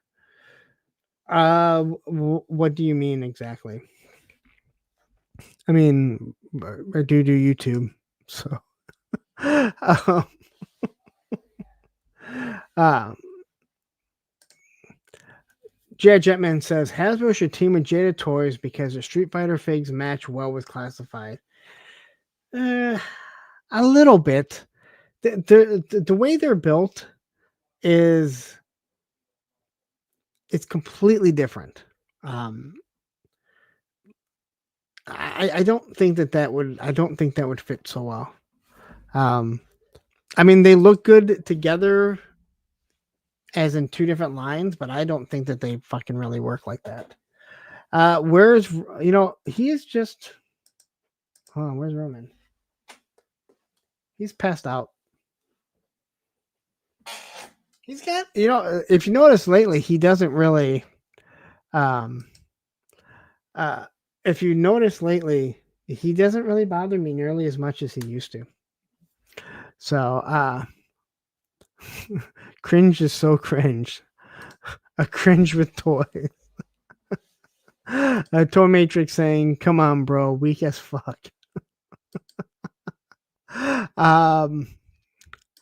MCR says, "Being completely honest, we are here just for Roman." Yeah, he don't care no more. I try and take care of him before I let him, before I get started, especially when Olivia's not here. So, but I do want to say thank you to, what was his name again? I should just highlight it. J-Dog. Again, think what you want. I mean, I think I'm pretty honest about, hey, I am doing stuff for myself. There's no doubt about that. So, Tony says, I like cringe. I'm always here just for the cringe. PBJ says, Roman has decided you're dead to him. No, because eventually he would realize that I'm the one that completely takes care of him, that I'm the one that makes sure that he goes out. I'm the one that makes sure that he gets fed and that he has water. Because God fucking forbid one of the kids realize, hey, look at those two bowls of yours. They're both empty. But yeah. 3-star says, if Roman keeps being MIA, you're going to have to get a bark soundbite. No, I don't want that, because then his head will peek up and he'll be all over the place.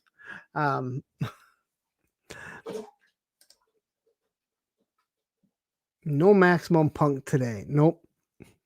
I'm not angry. Like, again, like, that person has an opinion, and hey, I've had worse said to me. And again, I would like it to be elaborated on, because I don't think I make it any. No, I don't think I make any bones about it. I think we're all here for ourselves in some capacity. But whatever. Like I said, I'll let the people that know me in real life speak for me.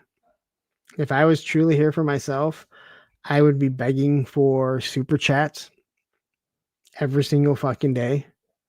I'd have this right here. Look at this. So, there's this thing right here that you can ask for, like, what your goal is. Here, look at this. So, goals for super chats. We'll have 10 super chats. Teal goal, $5. Limit 30 minutes. Okay. Let's see here. I'm here for myself. So I've never seen how this works, but look, see, now I'm asking for super chats.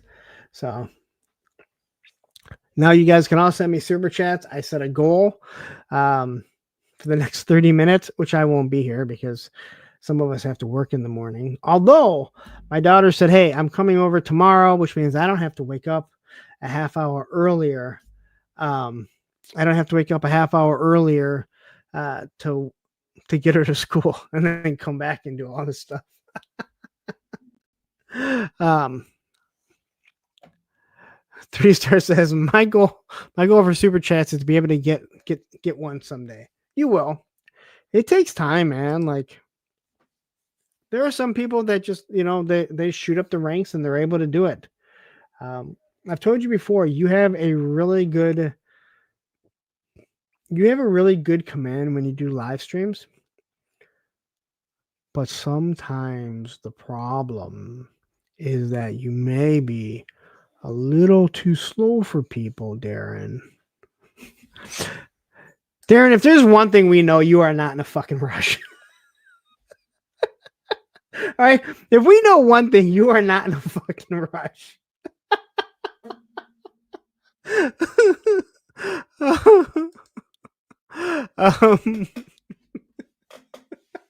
I'm sorry. I'm sorry. That I see. Where's fucking Baldy at so he can see me laughing at myself? The 3-star says, if you mean live streams, I blame Ambien. Let's see here. Here comes the money. Here we go. Money talk. Here comes the money. Dude, how the fuck do you say your name? Now I feel bad.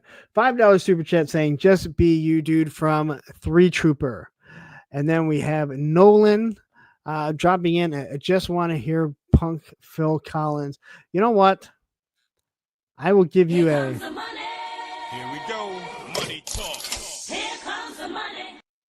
and a Fucking Phil Collins. just for you, Nolan. And then we have Tony's with a $5 super chat saying, give me all the pretentious, selfish cringe. Well, you mean stuff like this? Here comes the money.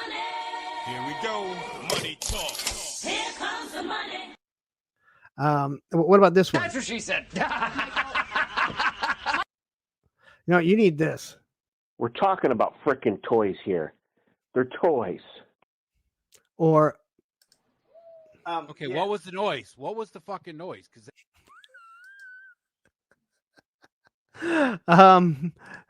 Dark Ian saying 25 cents for you and 175 for YouTube.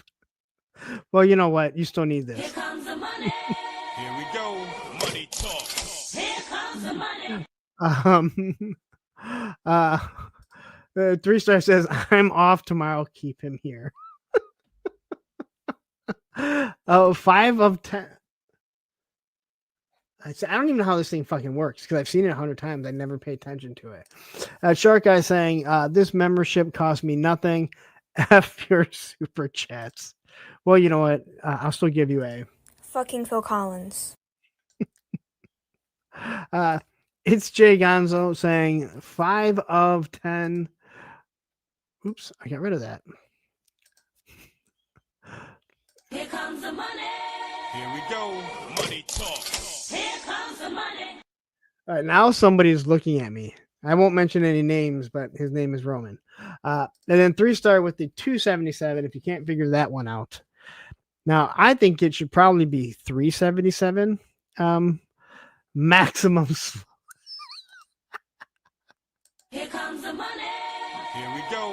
Money talk. Here comes the money. I need to get a slow "Here Comes the Money" for when Darren sends a super chat. Here comes the money. Darren, I only mess with you because I like you. I mean, I'm only here for myself. Things make me laugh. Oh, things. He's fucking like staring me down right now. He truly is fucking staring me down. Let's see. Matthew says only 2 of 10, only 2 were teal. A level. Oh, so that makes sense there. Because I think I put it at, was it 5? Dude, I've never even done this thing. Let's see. Goal ends in 24. I'm here for myself.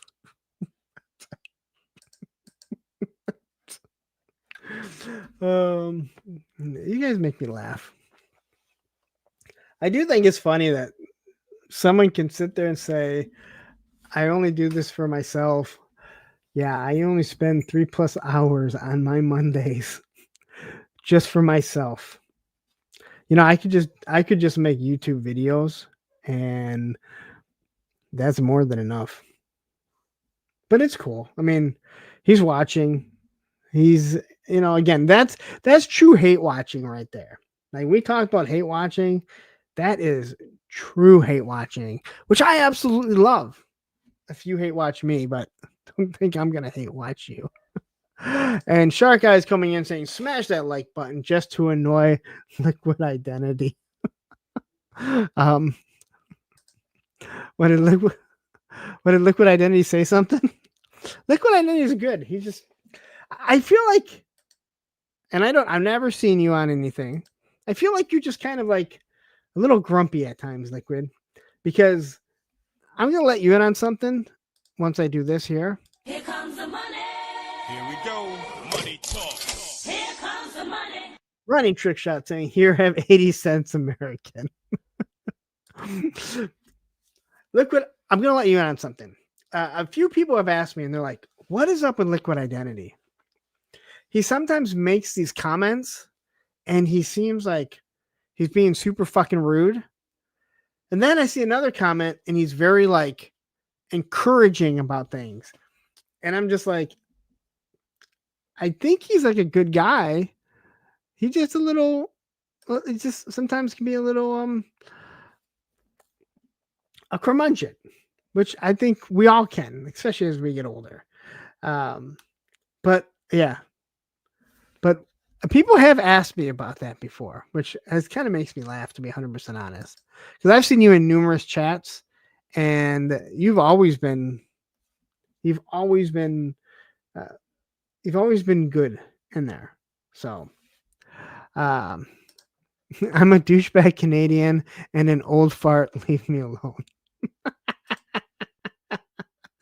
And then we have TD3 Trooper with a $5 super chat saying, "We only do super chats to hear our names." I gotta find it. Here comes the money. Here we go. Money talk. Here comes the money. You know, I want to say this. You know, I want to address this here. We only do super chats to hear our names, and you have the LOL. We know that there are YouTubers that do that. There is a reason why I mention every single person that comes through here, right? Every single person that comes through here, there's a reason why I mention their names. I've said before that it was brought up that oh shit. It was sorry, I'm trying to get this to go back live. When it was brought up to me that people sit there and they wait through the end of the live streams to see their names, I was like, I got to keep doing it, because clearly it meant that people are watching it and they're excited to see their names. There's a lot of YouTubers they won't read comments unless if they get a super chat. They don't say people's names. I try and make sure everyone knows that they are welcome here, because you guys are spending time here, not just with me, but with each other. But the fact that without all of you guys, and again, this is, I guess, me being all about myself, no one's going to listen to me. Like, no one's fucking listening to me just to listen to me. Like, you guys are here talking to each other. I'm just kind of the host, and, you know, I'm the TV in the back of the bar when you guys are all sitting there chatting. And every now and then, sometimes someone looks up and like, "Hey, look, the Red Wings just scored a goal." The Red Wings don't score very often anymore, so that's not true. And I think I'm Mr. Curmudgeon. I think Matthew's probably just impressed that I can actually say the word. Pop says, "My weak point is live streams. I need to get better at doing them. Maybe one day." If you ask me, I think my weak point is live streams too. Like this, the reason why I constantly ask people, whether it be my moderators or other people that I see that are creating content, especially new people that come into the chat, and they come into the chat and they just start going off, and not in a bad way, but just start like talking. I want to know what it is that they see in me that they enjoy, because you want to add to that experience. You want them to tune in, and you don't want them to leave. You know, how many times do I say, like, my job is to make you want to watch my content, not watch other people's. You know, hey, Mondays are great. I'm at a huge disadvantage because, listen, going into 9 o'clock, you know, Jerk and Gains are live and they're fucking killing it right now. There's nothing I can do to stop that. They have literally cut into the people, you know, that a lot of the people used to watch me. And that's fine, because that's what competition does. It's supposed to bring out the best in you. My job is not to make you not watch them. It's to make people want to tune in here and watch me. So I feel like my, you know, one of my weak points is doing live streams. I think if I remember to get the video up, you guys would probably get a kick out of the small little clip that I found watching someone. And I was like, this works perfect for when I get into my, this works perfect when I get into my, the slides and everything. So remind me to do that this weekend or this week sometime. Anyway, 3-star says, Matthew is like that one teacher everyone acts like they don't like, but he's the first one they get to sign their yearbook and realize everyone else is getting him to sign it too. And he says, you're old like me. Matthew signs more than high school yearbooks. That sounds wrong.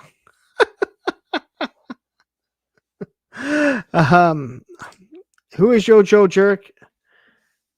Or you meant Yojo Jerk or Yujo Jerk?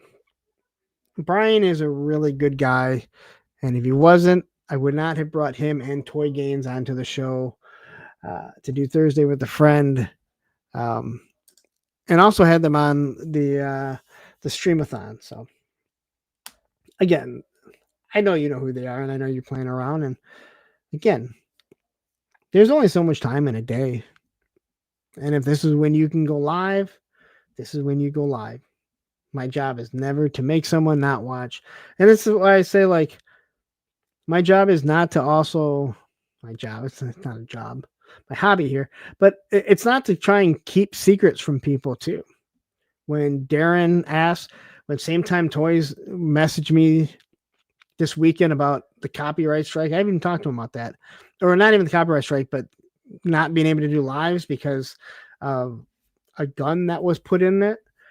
Hey, you know what? It's one of those things where I'm going to let him know. I'm like, do you know what? I had this almost the exact same thing happen. When he was explaining it to me, I was like, fuck, that's like the exact same thing that's happened to me.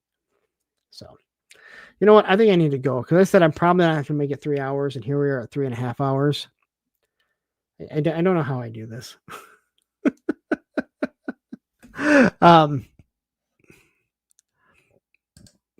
Tony's Fig says, I whipped Jerk and took his belt.